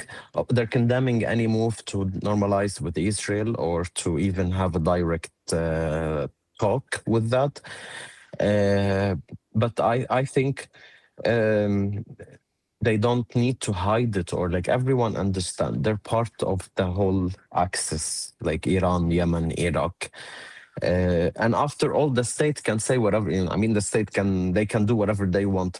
The one who are really holding the trigger, they're gonna listen to what Iran says. That's how it's. Yeah, I do have to push back a little bit because we saw a ceasefire independently before between Hezbollah and let me take a step back. So the Houthis, Hezbollah, Hamas, and Iran have before many times said that there must be an overall agreement between all the axis of resistance and the Israelis. It cannot just be one faction. But then again, we've seen Hezbollah, Hamas, and the Houthis in Yemen. All three of them have previously in the last year signed individual ceasefires and peace treaties with the Americans and the Israelis.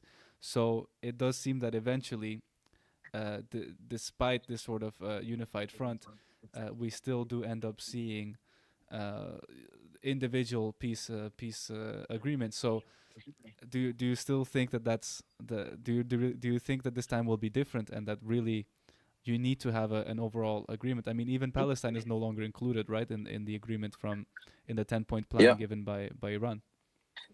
Look, I feel because you have to understand, even though they go sign individual agreement, but at the end, who funds Houthis, who funds Hamas, who funds Hezbollah? So there is the bigger player is Iran. So once you settle things with Iran, automatically all other fronts will be settled. Before, the front with Iran was unsettled, so they had to finish kind of like a front here, a front there, a front, but the war with Iran was still open. Right now, if we really come to a conclusion to the war, I think you could speak about all other fronts, because Iran is willing to this time, you want to end it in Iran, it has to end in all other fronts. Because also, this is not going to be the last time they will fight. They're going to, again, in few years, Israel is like this. They will wait for another occasion and they will do that. So both will be preparing. Israel will go to prepare and Iran will go to prepare and with its proxies. This is how it's going to be. Right. So you think that the existential threat to Iran now makes it a bit more unified, and the command center moves more towards Iran rather than independent parties. And exactly. Yeah. But there is the exception was with Lebanon.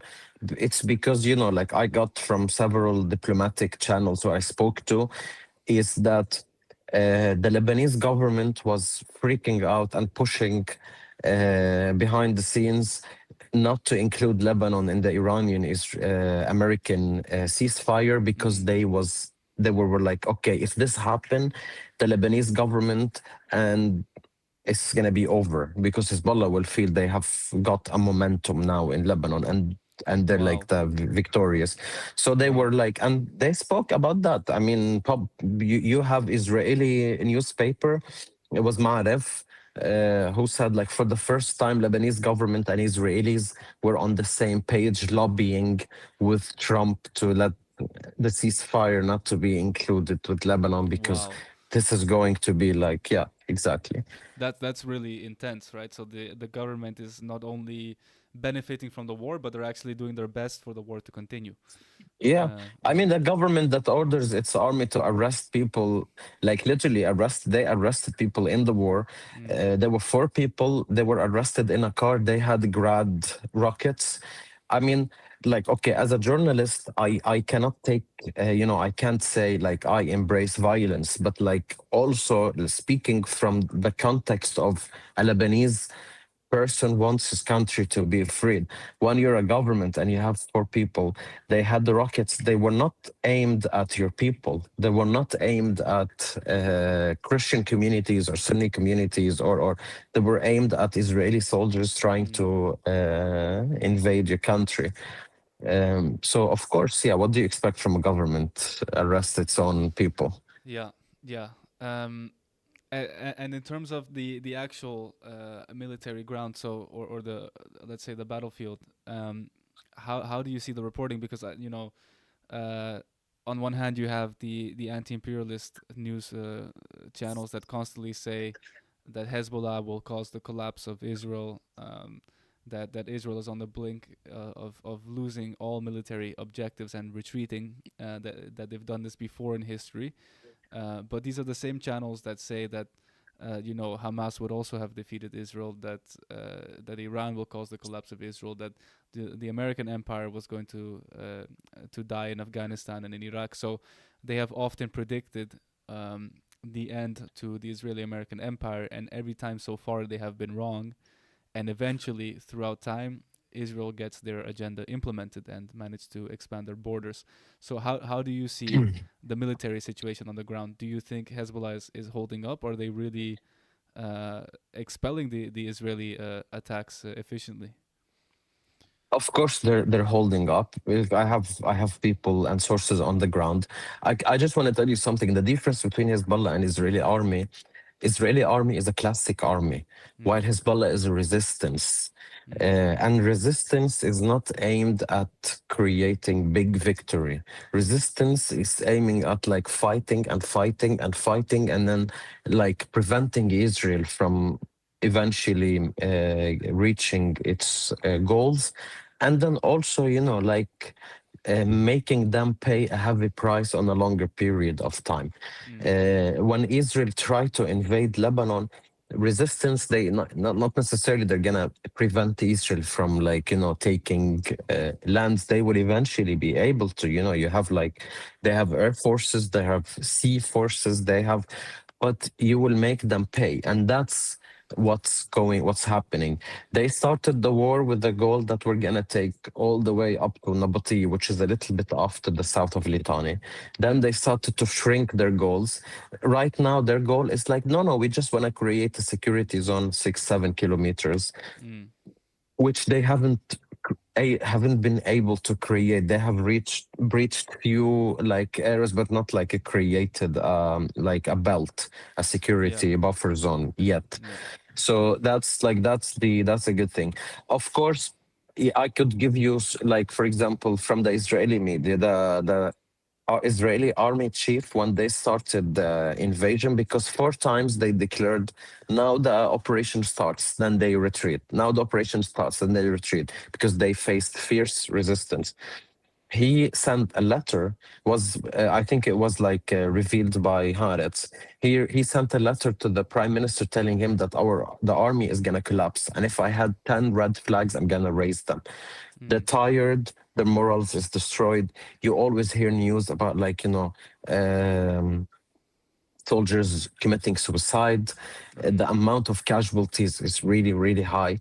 Forget what the Israeli media say. I can just tell you, to end my answer with 2 things. On the Lebanese and other side, it's open source. Anyone can come and then check news and see, because Hezbollah, when they fight, they're documenting with videos every day, they're publishing. While on the other side, and of course on the Lebanese side, when someone died, they immediately come and say, today we lost 10 commanders, we lost 7, we lost 12 fighters. They don't hide. It's constantly the news, you see it. On the Israeli side, any piece of news, before it's published, it has to go through the army censorship, and they decide what's to be published. whatnot. And usually they take 3 years before they declare real numbers of casualties. So you know yourself who to believe and where to like. Yeah, yeah, I take your point, but to me it's eerily similar to what people were saying in Gaza, right? We had the same reports that the Israeli military is exhausted, they're about to collapse, and so on, and still they managed to achieve their goals, and now still clearly had enough military to invade Lebanon. So Yeah, we'll yeah, see of how that course. ends. Yeah. But in Lebanon, that's the difference. In Lebanon, they haven't, because they had their goal is like to create a security zone, the Litani, south of Litani, and they're not even 6 kilometers. And they took villages on the border, few villages on the border. But Hezbollah message is clear. That's what they have been saying in the social, in the like on in the media last few days, that there won't be ceasefire so long there's like an occupied, or we will go back to before 2000 reality. So Yeah, I I take again. I take your point there, but I think the Israeli strategy, you know, they also had the goal of disarming Hamas, of completely destroying every single Hamas fighter in Gaza. That was their stated objective. In mhm. reality, they didn't achieve that, but it seemed like they had a parallel strategy, which is to use their stated objective of eliminating Hamas as an excuse to otherwise commit genocide against the population, the civilian population in Gaza, until the suffering of the civilian population was so immense that the government structures inside of Gaza gave in to all of the Israeli demands. So, are you afraid that something like that could happen? You know, you don't need forces on the ground in order to continue these bombing campaigns that could be so devastating that eventually people side with the government and decide to give up part of their That's land. ex exactly, that's a scary scenario. But knowing southern Lebanese people, they have done it before. Mm. They have done it. I mean, Israel occupied the land and then kept constantly, during under occupation, it wasn't like that, oh, Israel had a security zone and it was peace. It was constant fighting between the resistance and Israel. And eventually, Israel had to give up and Lebanese people took back. Like, I'm not saying people in Gaza, they're not like this. They are the same. But sometimes, uh, unfortunately, and this is something, the sad reality of this conflict, unfortunately, sometimes you lose, but then you keep fighting and then eventually you win. I have seen this before. I've seen where we lost many times, but then people kept fighting and kept fighting, and then I lived to see in 2000 Lebanon being liberated in a momentum I've never, like, at that period I was like, is this true? Like Israel, those big tanks and uh, rockets, whatever they used against us, is like gone completely. So Gaza might have lost that specific, battle when it comes to keeping Gaza free from occupation. But I personally don't believe that Israel will be able to, even for 20 years, even after 30 years, Israeli forces will retreat out of Gaza. They're not the owners of this land, they will leave it. Mm, mm. Okay, very very clear there. I do want to pivot to round off the conversation here, but um, what is Europe's role in all of this? Because obviously you have one foot in Norway as well. Are we being pressured to join this invasion on Iran? Because my view, and you can challenge it if you want, but my view is that this ceasefire is fake, just to get 2 weeks of time, basically to buy some time to amass forces to invade Iran. And it sounds to me like Donald Trump behind the scenes is threatening Europe that if we don't join this invasion on Iran, that he will leave NATO. So Yes. is Yeah, exactly. yeah, is that This is the way you exactly see what's it? happening. And do you Yeah, think yeah, this is exactly how it's happening. do you think we'll give in? Is the question there? Do you think we'll give in? I mean that's the scary thing about it, because if they give in, they're literally walking into a bigger conflict, and it could really go escalate into a third world war, like seriously, because um, I don't trust Trump. He had many times to make a better deal. Why now? Like, I don't really trust him. Of course, he's unable to achieve his goals. He's unable to win the war. Since the beginning, we know that like he's just making destruction. Of course, there's a huge destruction in Iran, but like the regime still has resilience, still intact. Rockets are still falling on the region and Israel. But like, I don't think a Trump is just gonna go like this. Well, I make a deal and make him look like a loser. No, I think he realizes alone he can't do the job. He wants to drag in the NATO with him and a bigger force that would like do the job. Because he wants the pain to be also like everyone get the price, not just him, and literally eventually slowly be out of the so he started the fire and he wants someone else to extinguish it. Yeah. I believe behind the closed doors right now there is a huge, because we've seen it, Wall Street Journal. I read an article saying that Trump gave European ultimatum, and it was like a deadline: either you join my campaign or like you're gonna face like immense consequences. He started to send some signs like, oh, Greenland, like I'm still haven't forgotten Greenland. They're seriously Americans speaking about like, well, he would walk out of NATO. Look, knowing European, unfortunately, they always have to be America's dog. So yeah, I'm really afraid that yes, they would eventually just like give in. Yeah, we're seeing some commentators out of Europe saying basically that it's better to be neutral and under America without them really caring about us than to be the enemy of America. Because if we were their enemy, then we would lose Greenland, we would lose Ukraine, we would lose potentially more territories. So the only real option we have is for Mark Rutte to play this song and dance where he calls Donald Trump daddy, and we go along to their demands. And we're also being pressured in Europe with the rising oil prices.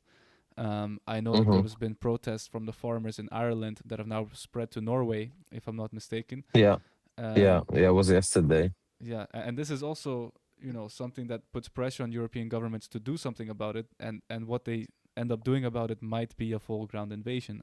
How do you see this inside of Norway? Are people starting to wake up that we need to solve this commitment to Israel in some way? I don't think there's a huge wake up, awakening that like, oh yeah, this is going to escalate, but people started to be alerted, like, okay, this is really going out of hands. And at this point, I don't think anyone, whether left or right, really wants to be involved in a big war where you have to send soldiers on the ground and then people die. I still see that like people, at least like three countries like Norway and Spain, might not really give in.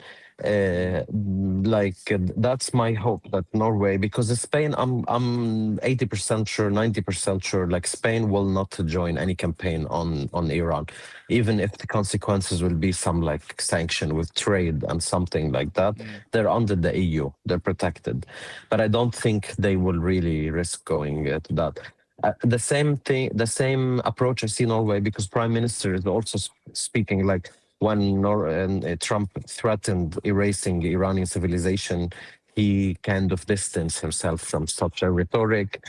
And I see people what they're writing on social media. Everyone is worried on prices. Of course, we have oil, so Norway's situation is a little bit different, because the higher oil prices, the more the government is making money. But of course, conflict won't make it better because we invest at the same time. But like, I see um, specifically the idea of like this is Israel's war, especially after the ceasefire and what Israel did in Lebanon. It's clear that to everyone that Israel is really trying to drag US back to the war because they want the ceasefire to fail, and we gotta do something about it. Yeah. Well, I hope we have a positive response from Europe. Maybe this will radicalize us in the right direction. But yeah, I'm not sure how it will end up going. I want to just give you a chance because we touched a lot of topics. I want to give you a chance here at the end just to bring up anything else if I forgot to ask about it. Bring up, I just want people also not to fall in the same trap after the Gaza ceasefire when people said like, okay, yeah, now it's a ceasefire, and then I've seen like the, you know, kind of, it went down the wave of support and stuff like that, that there is no ceasefire. It's just like a moment, like at least a ceasefire between Iran and the USA. I personally don't think it's going to end, but I want people to keep following the news, especially what's happening in Lebanon, the catastrophe, the humanitarian impact about it. And also, let's say tomorrow we reach a ceasefire. I want people to remember that the fight is not over, because we as people, people like me, like you, people who follow you, we live in Europe. We don't embrace violence, and we're not gonna go to use violence. We can use different things to end all these forces, like use our voice, vote for better politicians. Yes, even in the next 3 years, if your country have election after 3 years, even in 2 years, be careful. I want to say even bluntly, be careful from the typical leftists who betrayed us, who like deceived us, saying that like, oh, we care about Palestine, but secretly they support oil fund that invest in Israel and secretly get money from lobbyists. Be careful who to vote. It's time to really vote out of the typical image, because it's not working. Don't believe what people tell you. This is conspiracy theory, this communist. Go test everything, go check everything, because after the Epstein era, after what the dirt we've seen in Epstein, you know that the same people has been telling you, oh, this is a conspiracy of theory, don't believe it. They're the same people who are named in the Epstein file. So just that's my word to people. Amazing. Use your voice. I couldn't agree more. Thank you so much, Alex. It was a quick hour again. The conversation is always intense and very fruitful. So thank you for your time. Thank you so much. I'm sure we'll Thank you for having me. Have you back on, hopefully with better news, but I doubt it. Yes, hopefully in Amsterdam. I'm coming soon. We can talk about it later. Yeah, you should come to the studio and we should do it in real life. Yes. For sure. Yeah. All right. Take care. Thank Alex. you so much. Have a nice. Bye-bye. Bye-bye. That was Alex Benjamin Janssen, a reporter, a journalist coming out of Norway, but originally from Lebanon. I hope that gave you some insights into the war.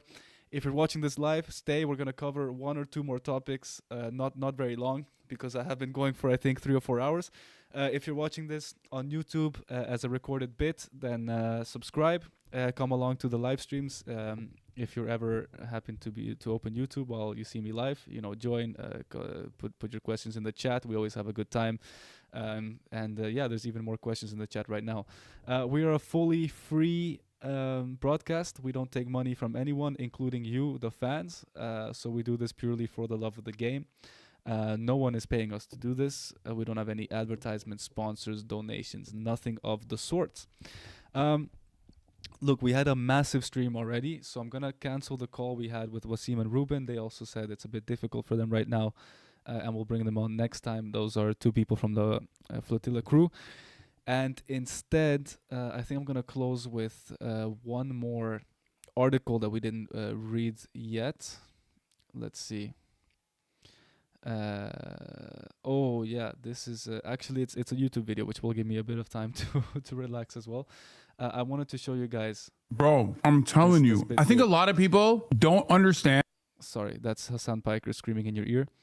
I wanted to show you guys this part here from Hassan Piker because it is really exposing a lot, and he talks about how U.S. Men in the U.S. have actually been made eligible now to be drafted into the war.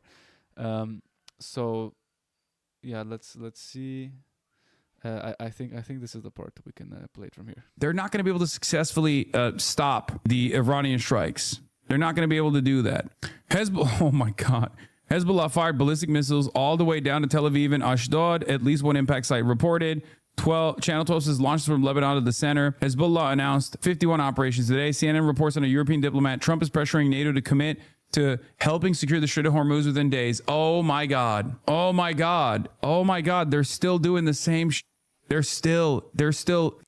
So there he's talking about how NATO is going to join the war, and basically the US is pressuring NATO right to join. So I'm not the only one saying it, and let's see here. There's a really interesting part. I hope it comes up soon. This is day one, buddy. This is what you were trying to do on day one, and then day two. White House aides got an email last month telling them not to place bets on prediction markets multiple China. Meanwhile, everyone with proximity to power in the US is behaving like vultures, picking apart the corpse. Oh, this was a pretty good Vatican, tweet. maybe? Is that an analog? I genuinely think the American-Israeli relationship is absolutely and totally unique to history. I said America's on a suicide pact with Israel that Israel controls that will completely destroy the global energy markets, and most people are oblivious to how badly the U.S. is losing. Demanding ceasefires against the hardened Iran that's only responding in the affirmative due to pressures by China. Meanwhile, everyone with proximity to power in the U.S. is behaving like vultures, picking apart the corpse of the U.S. for scraps. What a Yeah, this is an absolute true statement in terms of the state of affairs. And in a moment here, he's going to get into the part that I wanted to clip. But anyways, Hassan, he has great content second by second, so I couldn't skip this part. A fantastic quote here, but he's going to mention in a second the military draft in the U.S. and the new law that passed. time to be alive. It's genuinely crazy. Like, there's always been allegiances with other countries, USSR, Rome. There's always been like allegiances that these empires and coalitions have designed. But when push comes to shove, they pull the they pulled the ripcord. Historically, when push comes to shove, the big superpower says, all right, f off, enough. I don't understand. Meanwhile, young eligible men will be automatically registered for the military draft pool starting in December as a part of a measure tucked into the annual defense policy bill Congress signed into law last year. Men ages 18 to 26 must already register for selective service in case a draft is required. Here's what you need to know about the automatic selective service registration. Yes, so what he's covering there is that in America right now, you are already eligible to be automatically, or you will automatically be registered for the military draft starting in December of this year. So, men aged 18 to 26 are registered automatically as part of the military draft and can be used without any prior or any additional legal steps, can be used in the military to invade Iran, for example, right? So, and all of this was tucked away in a bill passed by both parties, the Democrats and the Republicans, back in 2024.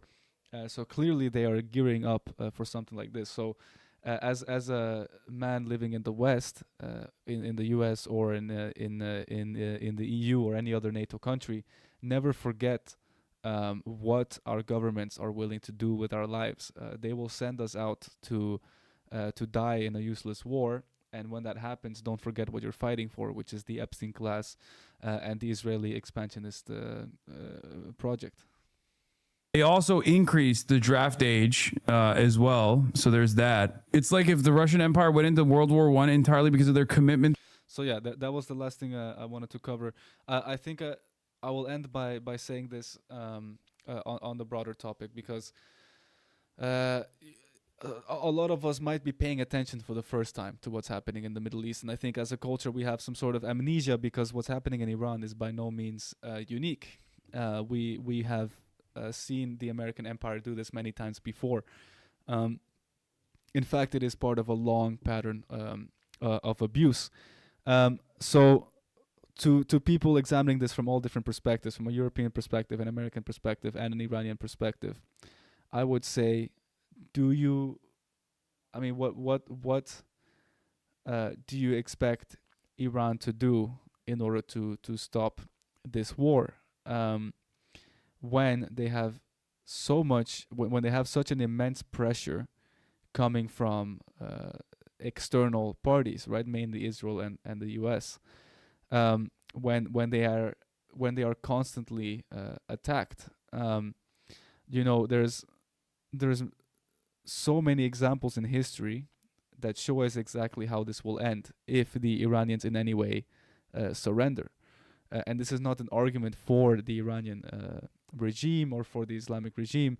This is just an argument against American imperialism, right? We have countless examples of how American and Israeli aggression ends in failed states, right? Let me take a step back. Sorry, guys. It's like 4 hours of streaming. I do want to make this last point before we close, but there's a certain way I want to formulate it. Let me put it like this. Be careful. If you're a person in the West, do not fall for a false promise that the capitalist empire, the American capitalist empire, will come to an end in Iran. Don't fall for any false hope that an external military in Iran, in Palestine, in Lebanon, or anywhere else can stop this American capitalist empire.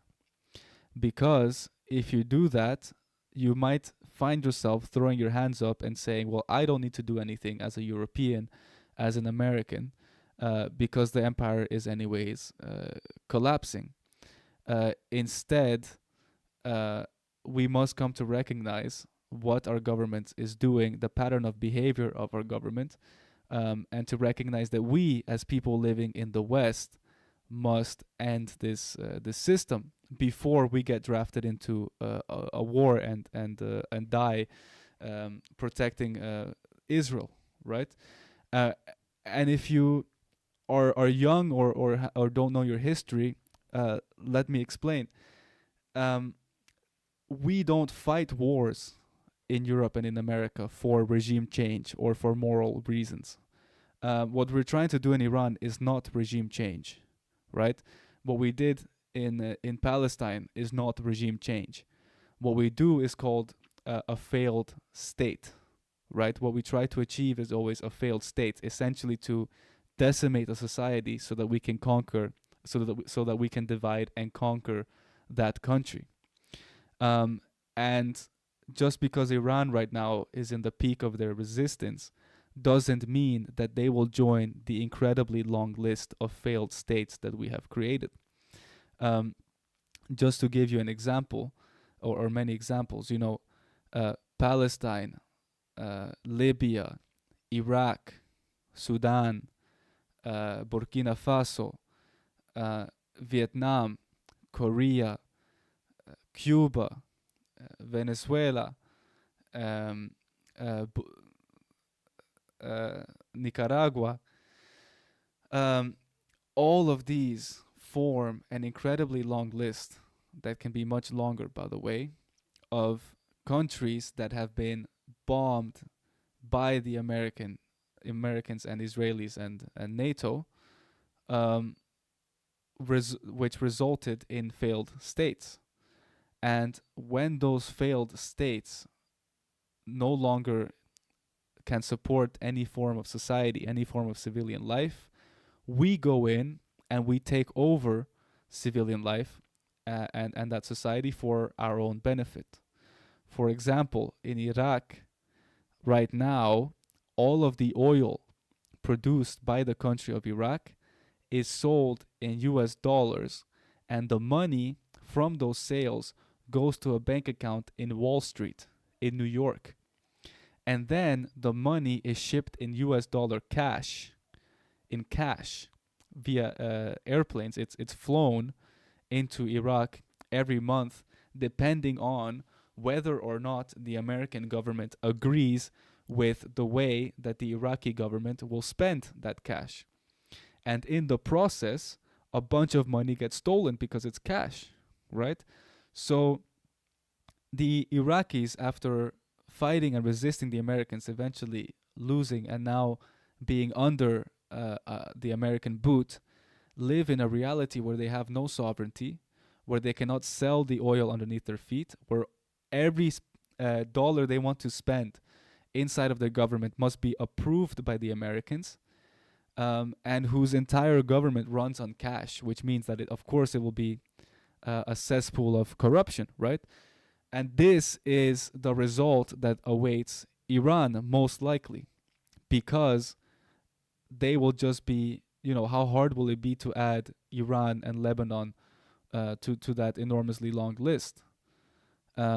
It's very likely that this machine keeps going and keeps expanding, and that the American way, the NATO way, the European way, the Israeli way of bombing a civilization into becoming a failed state and thereafter taking over that failed state, that pattern will continue.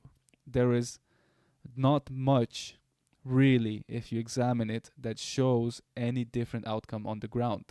They just managed to do it in Syria, who is now led by an ISIS leader, right? They just managed to do it in Palestine. They seemingly will do it in Lebanon.